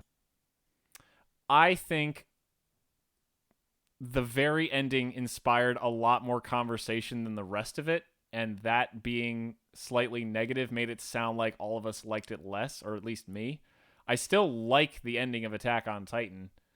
It's literally those last like 2 minutes that really turn the knob a little bit, but at the end of the day, like I said, it's not Game of Thrones. Attack on Titan, 10 out of 10, historic show. The last 30 seconds being frustrating does not mean that this is still not an incredible watch for people in the future. I just want to say I find it hilarious that you're saying it's not Game of Thrones because when Attack on Titan came out, it came out when season 3 of Game of Thrones was airing. So everyone was comparing it to Of course Game they of were. Thrones as a positive when it came out. Yeah. And now it's flipped and everyone's like, don't worry, it's not like Game of Thrones. And that is still, then now that's the positive. Yep. Full circle. All right, let's rip through these. Full circle. Oh let's God, talk about the show we that you recorded finished the everyone's last surprise. podcast before I finished fucking Mushoku Tensei. We recorded Oh, the last my podcast Lord. during week 1 of the season. And I just told Val last night we've tipped while I was in Vegas. We tipped over, and we're now falling off this season. Yep. We're over halfway We're over through the this hill. anime season. What the fuck? Yeah, that's right. It's been a long time since we recorded, Yeah, so I finished Mushoku Tensei. to my surprise. Yeah, well, I told you I'd power through the frustration. I realized overall you didn't like the season, but did you like the finale? Yes. Good. I know because I told you and Luigi. I said there was two episodes left, and I was like, "Fuck this show. Rudy sucks. Hate this." And then in the last 5 minutes, they turn it around and make me want to watch the next season. And it pisses me off because it was so fucking frustrating in the middle. But I downgraded the score because fuck the middle of this season still. But yeah, I'll probably watch the quote unquote greatest isekai in history. Look, I'm gonna downgrade it from greatest isekai because even I'll admit season 2 was not as good as season 1. I still gave it an 8, which is still higher than a lot of other shows I watched that season. I still like this franchise. But in terms of isekais with the second season, this is probably one of the best second seasons, which kind of sucks to say that because it wasn't that phenomenal of a season, but is what it is. Friedman, I'm also adding other shows in that we forgot. That one was the one you're about to transition to is already on the list further down, but I'll just let you do it. Oh now. yeah, well I figured because we're talking about things that ended before we get into like new stuff. Sure. Um. Oh, I just threw my stuff on intermingled. Oh, okay. Here. I thought we were That's just all gonna over the start place. with shows that ended. Oh shit! Lock off. That's got to go on next. Anyway, Right. Bleach Well, ended. let's- Bleach rapid ended. fire this. Bleach ended. Bleach ended. Yeah. Bleach ended. Bleach, weak season, very weak season. weak I was season. very upset. First season Bleach, much better. Bleach 1000-Year Blood War Part 1 was phenomenal, return to form, and then it comes back and it's like, nah, we're actual, No, an actual return to form, and then Yes. every villain is a filler fight again, and we're just gonna waste your time. So Um, Freeman, here's how it works. Season 1 of Blood War of 1000-Year Blood War was a return to what nostalgia tells you Bleach was. No, and then I season 2 is to return to real Bleach. yeah, I would say 1000-Year Blood War is better than anything. Is better than what Bleach used to do, and now it's back to trying to recreate what Bleach used to do. And And remind I will remind you that's that I will terrible. remind you that Bleach got canceled before it ended. To put it the best way I can put it. Still gonna watch Look, part that 3. last fight was kind of cool, but all the fights getting to that fight were kind of shit. Yeah, I'll put it this way. My expectations are tempered going into season 3. Freeman, by the way, are you and Oh, I'm Val gonna going to say be about watching season 3? Absolutely. If I watched all of Bleach before it got I canceled, know, do I you think I'm know. gonna quit now? Freeman, obviously, but you still have to say it. That's the point. Yes. Let's be real here. Even if I really wasn't loving it, I would hate watch Bleach in a heartbeat. Oh man, Tyler, we still gotta catch you up at some point.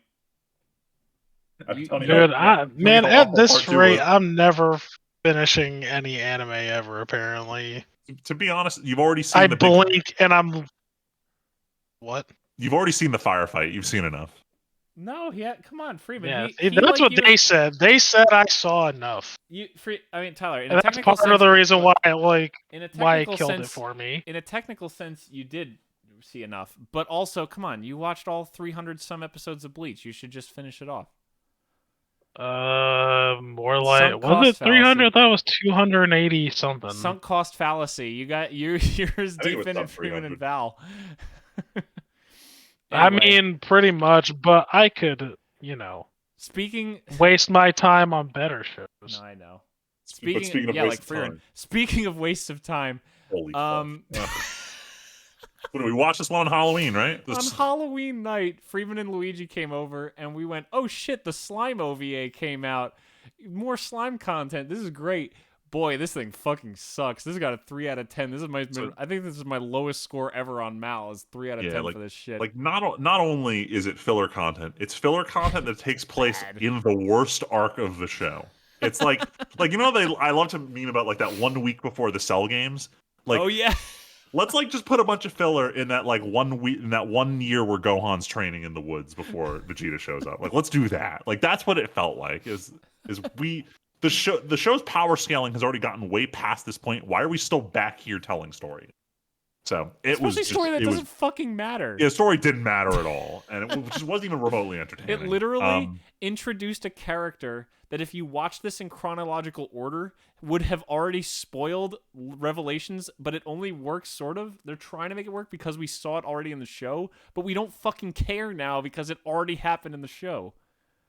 And they're also trying to like add on lore to the movie, where the movie had this big reveal, but the movie's big reveal kills this building moment that wouldn't even matter if you hadn't seen the movie. So there's no way you can watch it and appreciate either correctly. And it kind of looks like shit.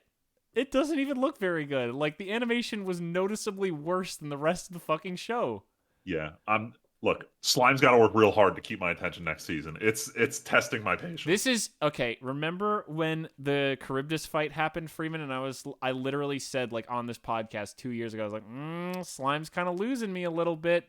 And then they what did they do after the kids were gone? I know they had the banger Demon Lord arc. They pulled it back with the Demon Lord arc, and now we're like, why go to the cool stuff when we could just go back in time before Rimuru was a Demon Lord, and back when we didn't give a shit. Too.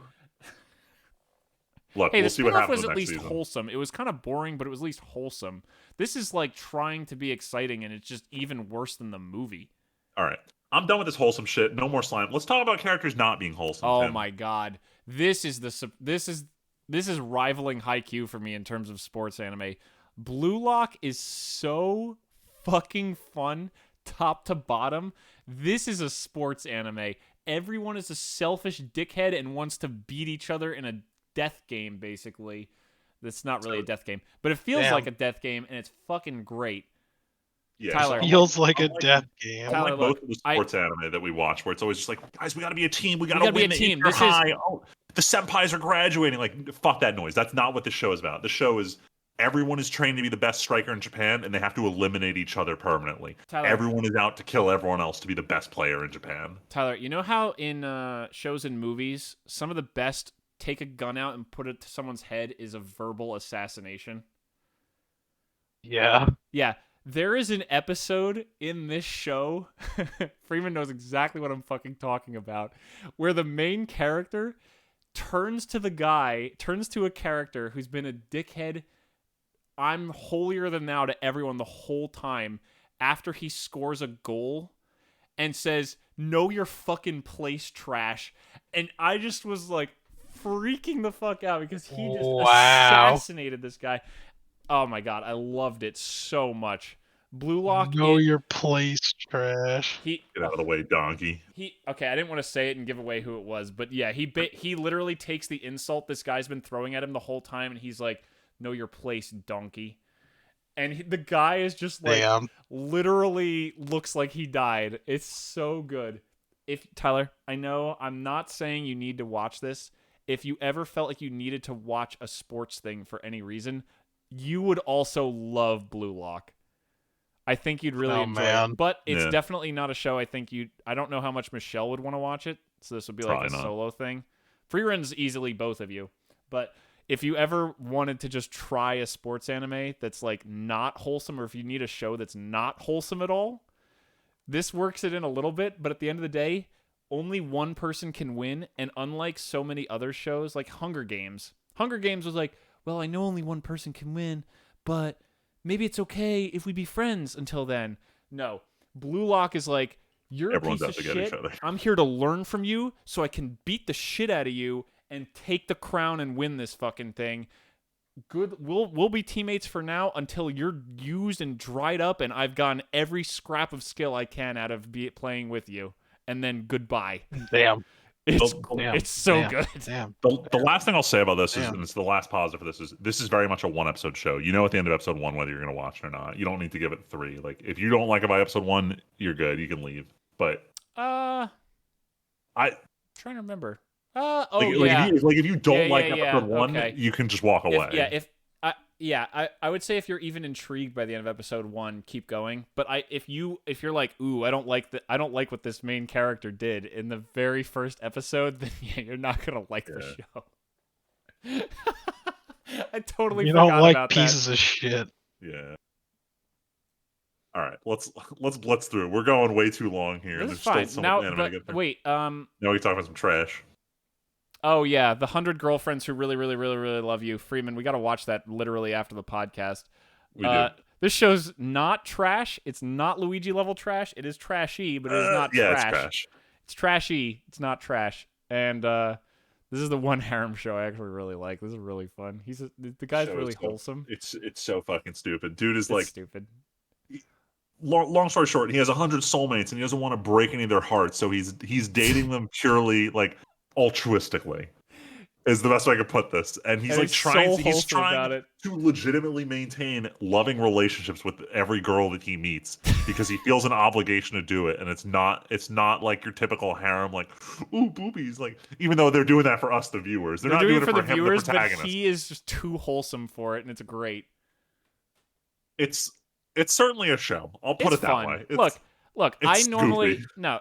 See, look, Luigi watches literal garbage. You watch Rent a Girlfriend. Like, those are straight trash. Whoa. But this at least is wholesome trashy. And I can at least latch onto that part of it. So the only problem I have with the biggest problem I have with the show so far is, like, the show's called The 100 Girlfriends Who Really, Really Love You. We're like 15 volumes in on the manga, and they met like maybe 30 girls total. 30? Jesus Christ. So, or no, it's 36 volumes. They're at 30 girls.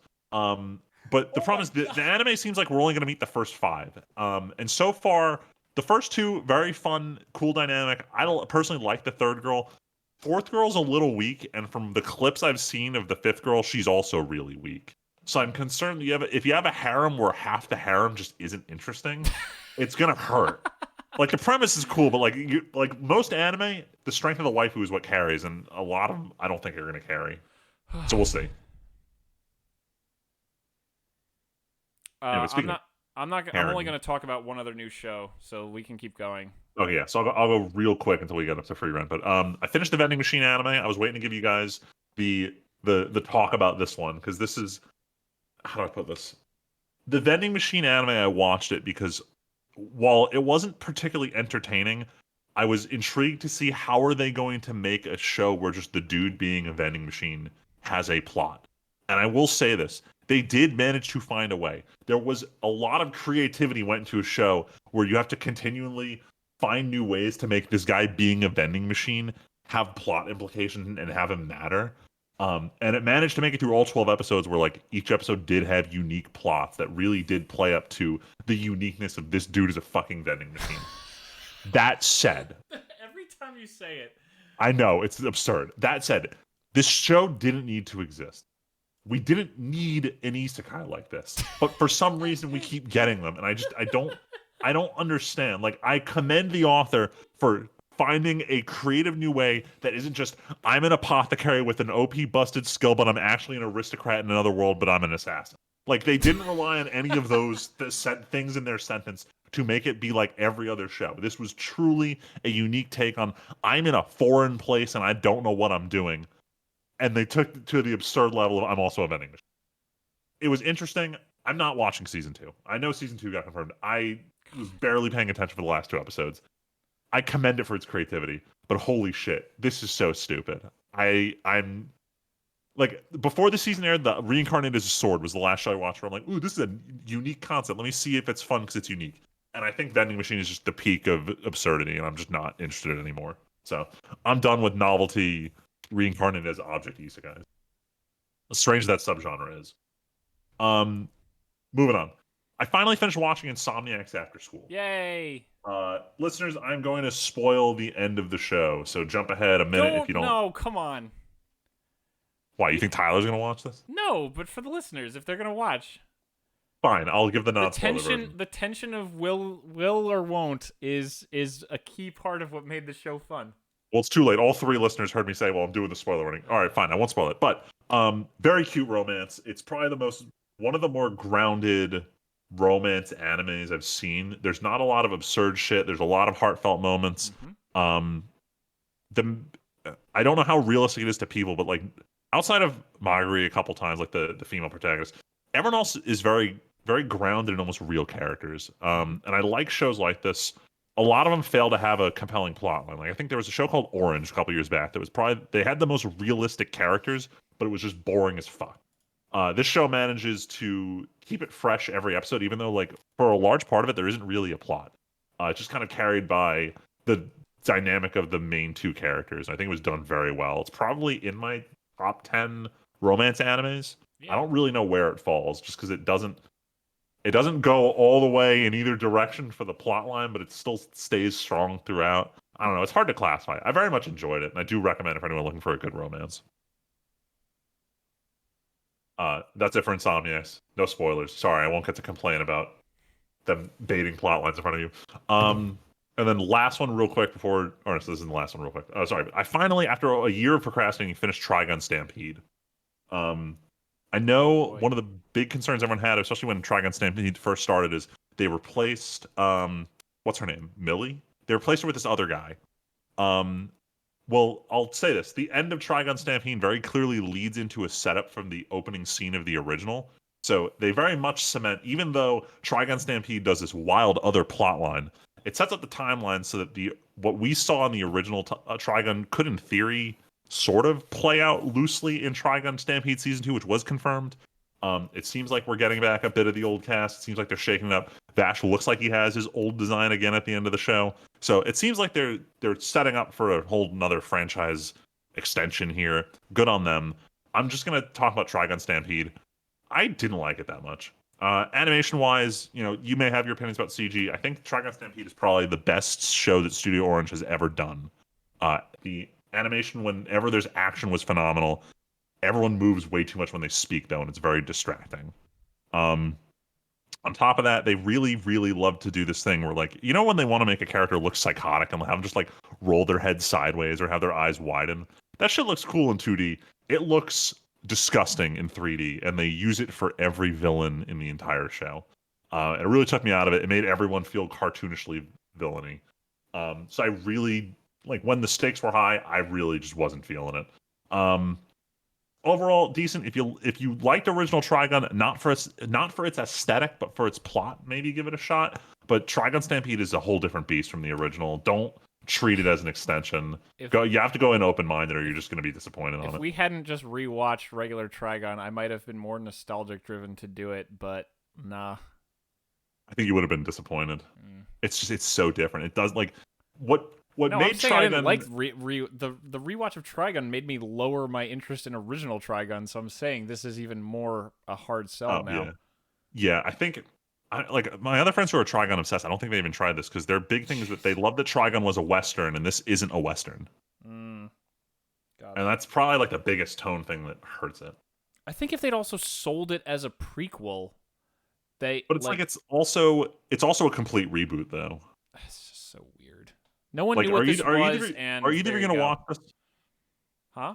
Are you either gonna watch this? Can I spoil like the plot of the? Nah, I'm probably. Sure. Okay, so they deal with the Knives plot line by episode 12. He's not going to be a thing in the sequel. So they can't pick up where the original left What? off if Knives isn't in it anymore. It's weird. Yeah. Weird It's choice. it's really its own thing at this point. So I don't know. All right. Important show, Frieren. Yeah, let's talk about this. Easy review.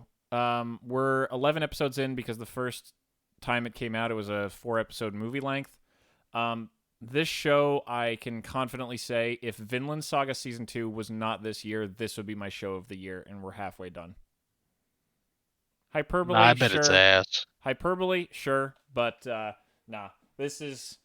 I Nah, I bet it's ass. literally, while you were talking about other stuff a few minutes ago, Friedman, I scrolled through every single thing on Mal that I've marked that came out in a season this year. Nothing that I've finished matches up with Frieren. Yeah, it's already a strong Anime of the Year contender. It's probably Like I said, if I Vinland swear wasn't to out, God. this would be it. If I watch this and it's garbage, Okay. yeah, whatever. It's I'm garbage. listening From from you guys ever again. You've heard me You whine said that and before, complain. so that's fine. I've been complaining for forever that the fantasy anime is dead because isekai is killing it. Yep. This is just a breath of fresh air to have a legitimate fantasy franchise that doesn't have any anime bullshit in it, that has a legitimately interesting characters. It has Mushoku tier artwork going on, especially in the fight scenes. It's kind of got it all. The world building is so cool. Mushoku minus Rudy. It's a little ways in, but the way demons are handled in this show, so much more interesting.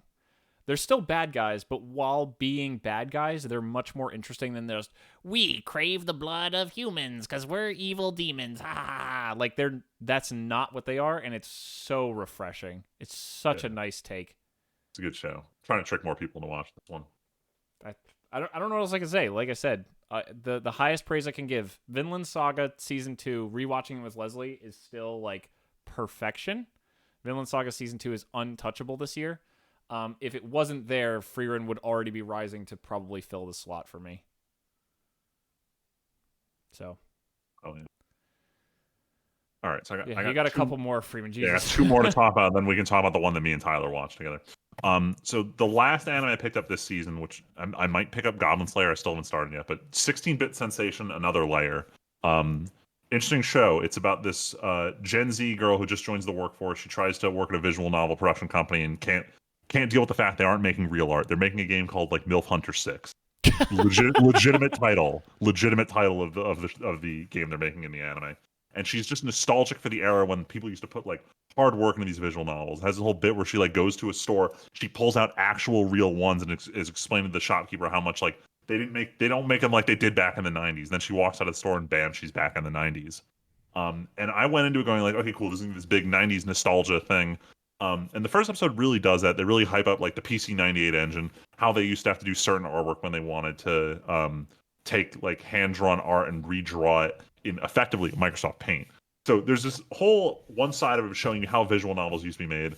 But my problem with it is that A, it doesn't steer into the nostalgia enough. If you're going to do like a movie where you jump back to the 80s, I expect 80s music. And so far, there's just nothing in terms of soundtrack on this show. And the other thing is the main character is annoying as fuck.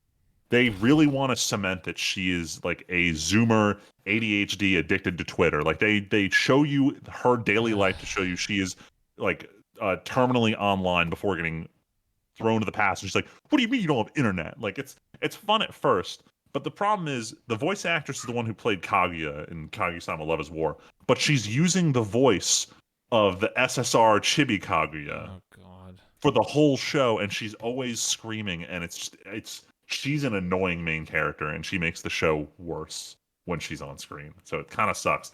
It's honestly a little hard to recommend this. I'm really big on just the nostalgia for what the 90s in Japan were like, but it is what it is. I'm not recommending it yet. I'll come back at the end of the season and give a final review on it. But for the next one, I can definitively tell you guys, don't watch Rising the Shield Hero Season 3. Ooh, you've joined Luigi. Yeah, so episode 1 and 2 came back with, hey, this might be an interesting plot. The animation is back, the sound is back, the pacing is back. We'll just see if the plot can pick up. And the plot falls off a fucking cliff. You know how in season 1 they do the whole like, fake rape accusations against the Shield Hero bit? The same character comes back and makes the same accusation against another character, and the whole fucking cast falls for it a second time. GG. And Nope. not nope. even. Nope. And they I don't just even removed build it from my plan to watch. They don't even build it up to an arc. Not even 10 minutes later, the dude who falls for it gets deceived again, and it just goes on to like the dumbest revenge plotline that also doesn't last the full length of an episode. Nice. They're This is just good to hear. constantly retreading the same bad plot lines over and over again, and nothing has happened. We're like 6 episodes in, and it's still just like now Fumi hanging out with animal children at his village, arguing about how slaves are bad. That's it. That's it for the last 3 episodes. So done. Wow. It's bad. It's not, and it sucks because like the animation is back. The opening, if you watch the opening animation, it looks beautiful, and I'd say stop at the opening. Just watch that. Don't Damn. for the two of you, don't pick up season 3. I'm gonna finish it to see if they can even when the real arc finally kicks in, because they're adapting like the side story arc of Naofumi doing village building, and I'm like, there's no way this is all of season 3. You can't have a shit canon season 2 arc and then go into a filler season 3 as your redemption. Because we also don't have a season 4 confirmed. They announced 2 and 3, and that was it. And if they're going to spend their whole time doing filler arcs that aren't good, fuck it. This franchise is dead. So you guys don't start season 3. I'll finish the rest of it, let you know if for some reason it turns around and pulls a miracle, but I really doubt it at this point. I think This Luigi said franchise he is was dead. just done. Yeah, big This doubt. franchise is dead. It's not going to recover from this. At this point, I'm just using it to waste time on Monday during lunch. All right. For the last anime, which is or isn't an anime, depending on how my anime list rules on this one. But Scott Pilgrim Takes Off, the anime adaptation of the Scott Pilgrim comics, came out last Friday. And Tyler and I watched episode 1 on Sunday. I watched episode 2 last night. And I don't know if I want to spoil it for the listeners, but I feel like I need to. This is not an adaptation of the Scott Pilgrim comics. This is not an adaptation of the Scott Pilgrim movie. This is its own thing. Very much so after watching episode 2, I can say for certain. This is purely its own thing, and I don't know how much of it is meant to be viewed as standalone. I feel like a lot of it is dependent on you having either read the comics or seen the movie to understand what they're doing differently. It feels very much like when Masters of the Universe came to Netflix and they just killed off He-Man in episode 1 to be like, ha, joke's on you, it's not the He-Man show. It almost feels like a little bit of a bait and switch, but at the same time, I like the Scott Pilgrim franchise, so I'm very interested to see new material. I'm not faulting it because it's not a one-to-one adaptation. I'm praising it for doing something different. I'm faulting it for advertising it like it is a one-to-one adaptation. I don't like being bait and switch. Just tell me what it is up front. That said, so far it's very good. So the first episode felt promising. I really like the animation a lot. Like a lot. Yeah, I was concerned about it after the trailer, but like even people complaining about how much blur there is for things that aren't supposed to be in focus, I think it's got a good amount of stylization, and I think that's carrying it. I just want to hear more music. Yeah, the music would be good. There are bits where you I can- mean like Okay. uh I was saying there's bits There where you you can hear go, Anima you Gucci's soundtrack coming through, but like there's just not enough of it. There needs to be way more like 16-bit music going on. Yeah, that would be nice. but I enjoyed that first episode a lot. I would like to keep watching it. I do not have Netflix though. Me neither. I'm pirating it, unfortunately. Oh yeah, I probably should do that. I mean, I would like to have access to like a Netflix, but guess what? I'm not paying extra money for password sharing, so Yeah, for real. I'm Get gonna have to fucked, wait until Netflix. there's enough shows I want to watch. Like I know like most of the Gundams after Double Zeta are on there, so I have to get through Double Zeta, and then maybe I'd consider resubscribing to Netflix just to get those and some other shows. But right now, there's nothing pulling me onto the platform besides Scott Pilgrim. yeah. Not even Castlevania is honestly getting my attention. I watched like Aw. the first It's 3 episodes, Oh, never mind then. and I'm not really like I don't know, like nothing's really driven me back to like keep watching it. Damn. Which sucks because I really like the original one, but I just like I don't know, it just felt boring. What are your thoughts on the protagonist of this one?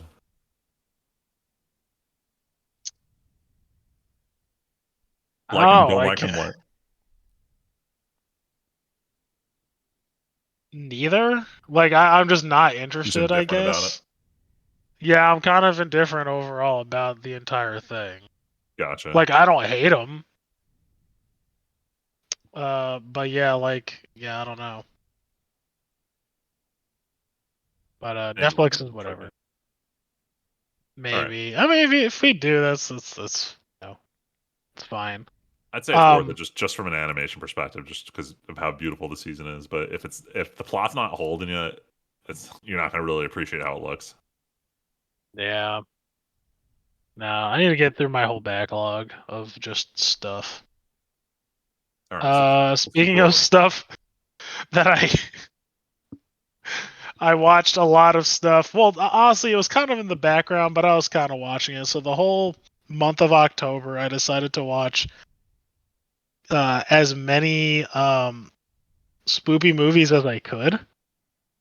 And a lot of them I ended up watching at work while I was doing like mundane things. But I thought it was fun though. Any I really won't good get ones into you recommend? any good ones out of this list. Shaun of the Dead, a classic. Yes. Always. The Thing, the original Thing, the 1982 John Carpenter, The Thing. Sleeper, Bone Tomahawk from 2015, the western that was overshadowed by Hateful Eight, but but both movies have Kurt Russell in them. Oh wow. Bless. Yeah, and Tucker and Dale versus Evil. That movie Leslie got me into actually, and it's actually like I would recommend it to you guys if you wanted to pick up a Halloween movie. It's just hilarious. Which one? Tucker and Dale versus I've Evil, heard another of that one sleeper. for years. I've heard of that one for years, and I just have never actually watched it. Yeah, it's a straight sleeper. It's pretty good. And the last one that I'll talk about is a movie that I actually hadn't seen until I till recently, and I decided to cap it off because I'd been meaning to watch it. But Beau is Afraid. Have you guys even heard of that movie? Nope. No. Yeah, so it's an A24 movie, and Tim saw my review on it. Mm-hmm. But it is the only A24 movie that I can say I really enjoy. Oh wait, this one. Yeah, my other friend was planning on watching it at some point. So you recommend I it? do not recommend this movie. Oh, That being said, dude, it's weird. Like it's up there, but I don't know. I don't know how to describe it. It's weirder than Everything Everywhere All at Once. Whoa. That's a level. Yeah, that's a challenge. like it's somewhere between that kind of weird and I'm trying to think of another movie, but it's I don't even know how to really describe it, but like the movie, it's an odyssey. This guy is trying to make it to his mom's house. Aw. Yeah, you say that. But I mean, I think it's pretty good. It's a lot of the weirdness comes from Joaquin Phoenix's character being like, super. It's more of like how he perceives the world, and it manifests. And so it's like, that's the one thing I would have to say. Like, I feel like I should tell people so they understand that if they did watch the movie. They have to understand that these things that Beau is seeing is mostly how he perceives the world, and they don't make it clear, and I think that's the entire point. Because it's weird. Like the opening scene is like he runs or he leaves his therapist's office and he's going back to his house, and the whole city is just in utter chaos. There's like a dude jacking off. There's a guy like shooting somebody. People being robbed. Like it's mass like in the middle of the street, in broad daylight. Whoa. Yeah, it's crazy. But I liked it though. I thought the themes were good. I thought it was good. If you like weird stuff, I I would I would give it a try. Like if you like Ari, anything like Ari Aster does. Like so he did Midsummer and what was the other one? Hereditary. That was like what really took him off. Um, you would like this. I also let's see. Oh yeah, going down the list, I watched Prospect, which is just a weird movie that Pedro Pascal did before he did The Last of Us and Mandalorian, and it came out like before those. So I think the people who wanted him for both of those shows saw Prospect and were like, "Yes, we would like a father figure who grunts a lot." Was he good in it at least? Oh yeah, I thought he was good. I thought he was good in it. I don't think the movie was fantastic. I like the NASA punk shit that they had going on in it because it's a sci-fi movie. Uh, it's about this chick who goes to a planet with her dad to like you know mine some shit, and depression ensues. Hmm. Yeah. And then I also watched The Killer with Michael Fassbender. It's a Netflix movie. Oh, what did you think of this one? I thought it was really good. It's kind of hard to recommend this though because of some writing issues. Like basically the character boasts about doing one thing and the movie makes it seem like he is good at this one thing, but then he really like spends the entire movie just fucking up.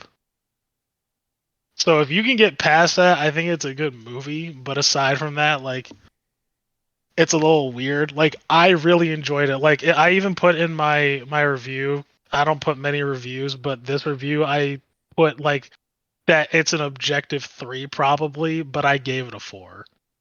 It's one of those movies that has the enjoyment factor to it, I right? think it does. Like I really like this movie.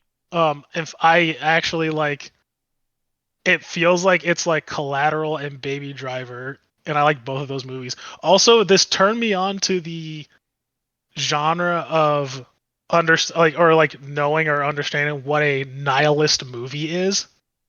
And I didn't really think of it, but like that's a theme, like nihilist movies like Fight Club or Collateral. Okay. And I didn't really think about that, and I started going through like all the nihilist theme movies, and I'm like, holy shit, I watch all of these. I really like all of these movies. Like, if you look it up, because like there's some other ones like Nightcrawler. I think that's a fantastic movie. So like, if you like those kinds of movies, where the main character is like super droll and it's got a theme of like blah. Like I don't know. I think I also just realized I like depressing stuff. I just like depressing shit a lot for some fucking. Um, it's I think it is subjectively good. I think it has a good fun factor. But like if you're looking for like good characters or like like a really like thrilling plot, like I wouldn't say it's anything to write home about. But it's fun. Um, and then I got what else did I do? Oh yeah, I finished all the rest of the books for The Secret Project, Sunlit Man. I thought it was really good. Michelle also thought it was. Oh no, she's not done reading it yet, but I finished it. It was really good. But Michelle's going through it now. Yeah, she was supposed to have finished it, but she hasn't. She's been slacking. See, she slows down because You're I am a slacking. slow reader. Yeah, I'm a slow reader, and oh, that's something we could talk about, Tim. We never talked about the novella. Uh, we can. I don't mind. I don't mind chiming in one last time on the podcast. I mean, we don't have to talk much about it. There ain't much to say. There sure ain't. Yeah. So Jim Butcher, as everyone knows, Tyler and I are pretty big fans of his writing. The main book in the next book in the sequel to the Cinder Spires came out called The Olympian Affair, but before that, by like a month, the novella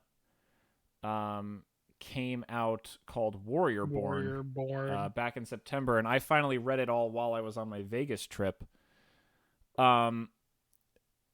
It's just a way to earn some money before the main book came out. It's literally just a prequel chapter with the perspective of a character that he doesn't want to use for the main book. So he just was like, I don't know what else to do with this chapter, but it's very relevant for the main story. So I'm just going to sell his chapter as a separate novella and then just put out the book. That's really all it is. Interesting strategy. Yeah, because unlike Dresden Files, which 99% of the time takes place from Dresden's perspective only, Cinder Spires established that in this series he has like 3 people usually that you're kind of viewing what's happening through the eyes of during the book. And he does the same in the new book. Since I started Olympian Affair, I didn't finish it, or even more than like make a third through it.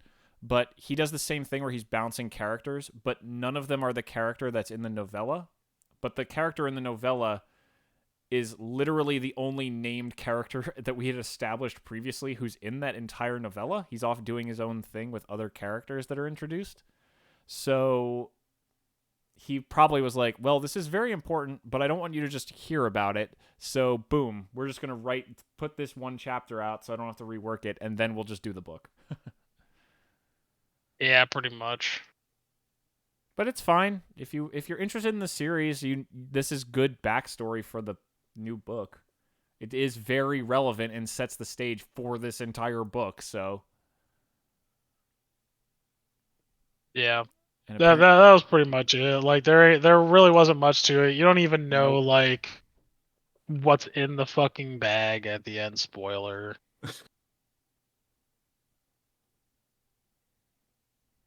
But hey, you know. Oh yeah, then the other things that I finished was I listened to The Green Mile by Stephen King, and I also watched the movie. What's the short synopsis to this one? Was it it's about sorry.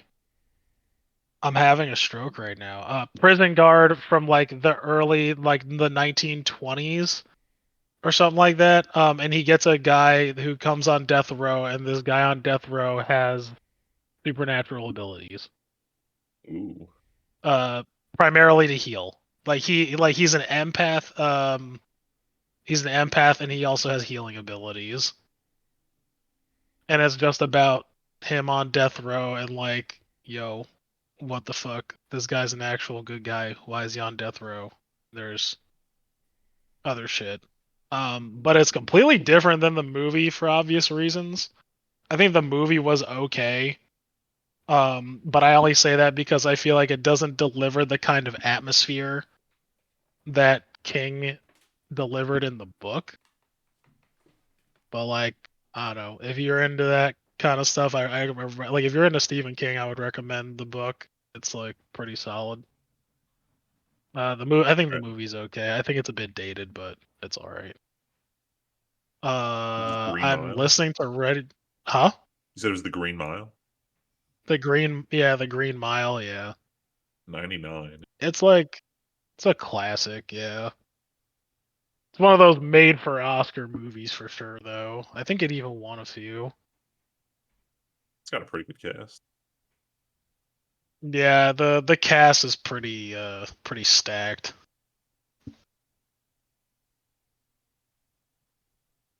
All right, sorry, I What interrupted else? you. What were you saying?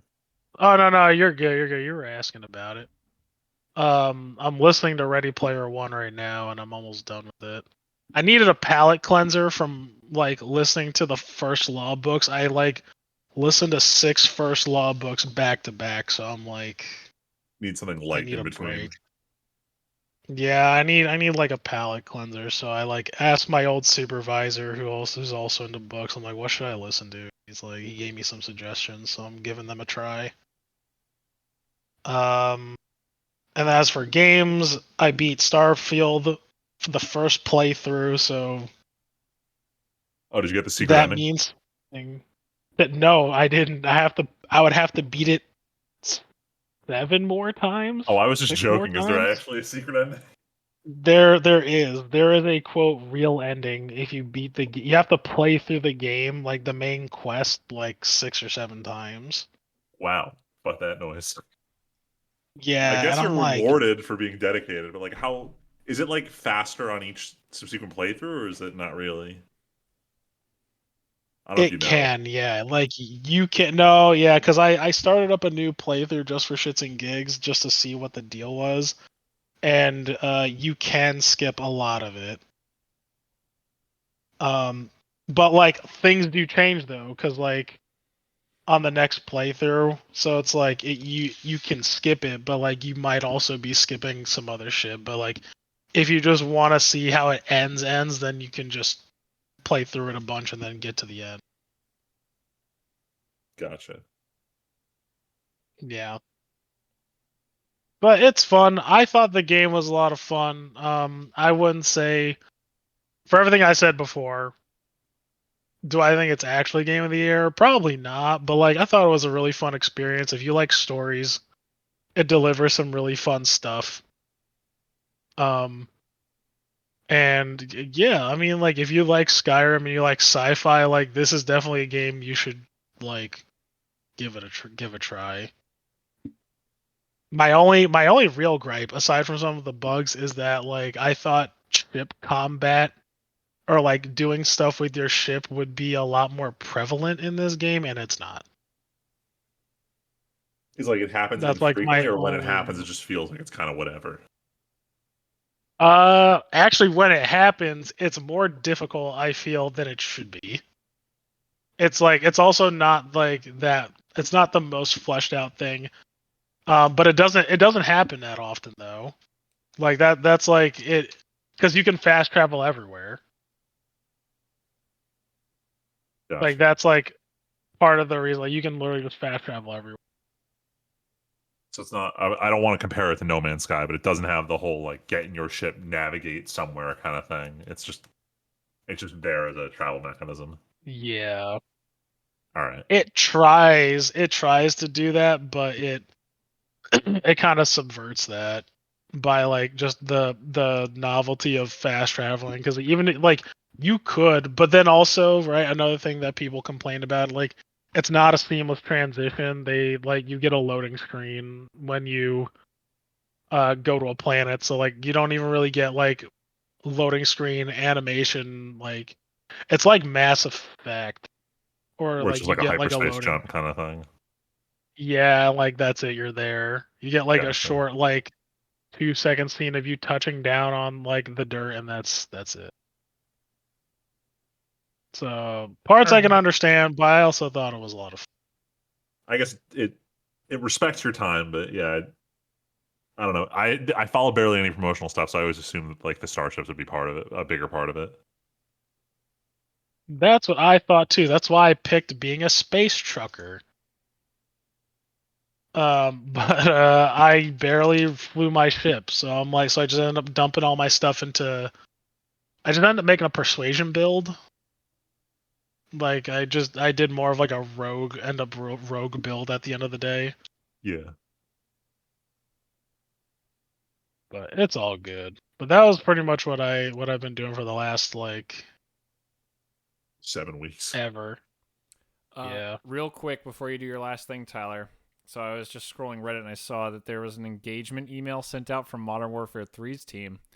Thank you for setting new Modern Warfare engagement records. More hours per player overall than Modern Warfare 2019 and Modern Warfare 2. Modern Warfare Z? Is there a zombie mode, Tyler?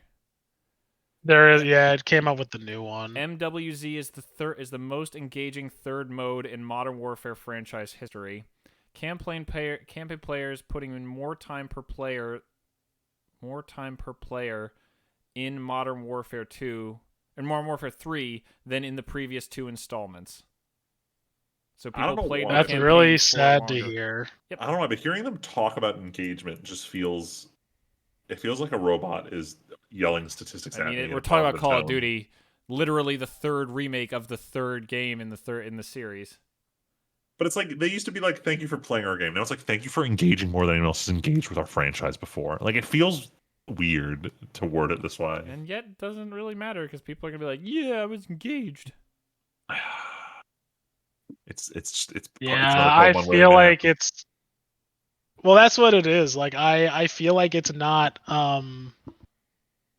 That's just what it is. Like it's. People are still gonna play it, so they're not. So Yep. Anyway, I didn't mean to distract. I just wanted to bring this up. No, you're good. Actually, I completely forgot about it. Not saying I didn't have a good time playing it though, but literally the day after I finished Starfield, I played through the Resident Evil 4. Finally, the Resident Evil 4 Separate Ways DLC. And I had a blast. It was great. Nice. I enjoyed it. Yeah, it's completely different from the original Separate Ways from the original Resident Evil 4. And that's actually it like removed everything, or it added everything that wasn't, like all the sections that they quote took out of like the remake of Resident Evil 4, they put them back in. Like there's like a boss fight or two that they added that they took out of the remake and they put it into Separate Ways instead. But that's not a detriment, except for the dual Gigante fight. For some reason, that wasn't a thing. But that's like okay too. Like that boss fight kind of sucked, so it was good. Resident Evil 4 was a good game. Now, listeners, I want to know though, because the Resident Evil 4 remake is, and this could be a discussion for another time, right? Because we're at the end of our time. Yes. But if you want to in the comments, let me know. Do you think something like this is worth being nominated for Game of the Year or even recognized on a platform like this because it is a remake? Or do you think it's a completely different game? I think, do you think it's worth it? I think this is where the importance of differentiating between remake and remaster is really starting to take center stage. This is definitely a remake that re-envisioned the game from the ground up. Yes, it ended up similar, but I think, Tyler, you would say that this is a remake, not a remaster for sure. I think it's different enough to be considered its own game. Even if it retreads the same story, like it's... I don't want to say it's unrecognizable, but like no, it's not so at all. good. It's very recognizable, but it is definitively a different video game. It's you very can still much its go own back thing. and play the first game again. Yeah, that's exactly how I feel. Yeah, so I think other people disagree with me, but I think you could say that I doubt it will win because it is, at the end of the day, when you're talking about incredible games, it's easy to be like, look, this was still building on a foundation. It also, the flip side is it's kind of like the I'm just bringing this up because I rewatched Across the Spider-Verse on my trip. It could also be the case of, well, the expectations were through the frickin' roof and they still managed to hit them. That's also pretty incredible.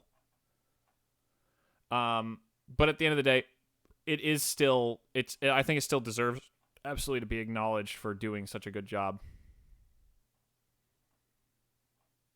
I'm glad y'all agree with me. I don't think something like what is it? Last of Us is getting another remaster or something, isn't it? Soon. Yeah, like that shouldn't. That doesn't count. If you're just updating graphics and not changing anything, that's not. Yeah, that's not. To me, that's not in the spirit of it at all. But Resident Evil, 1000%. That's a remake, a retake on the idea.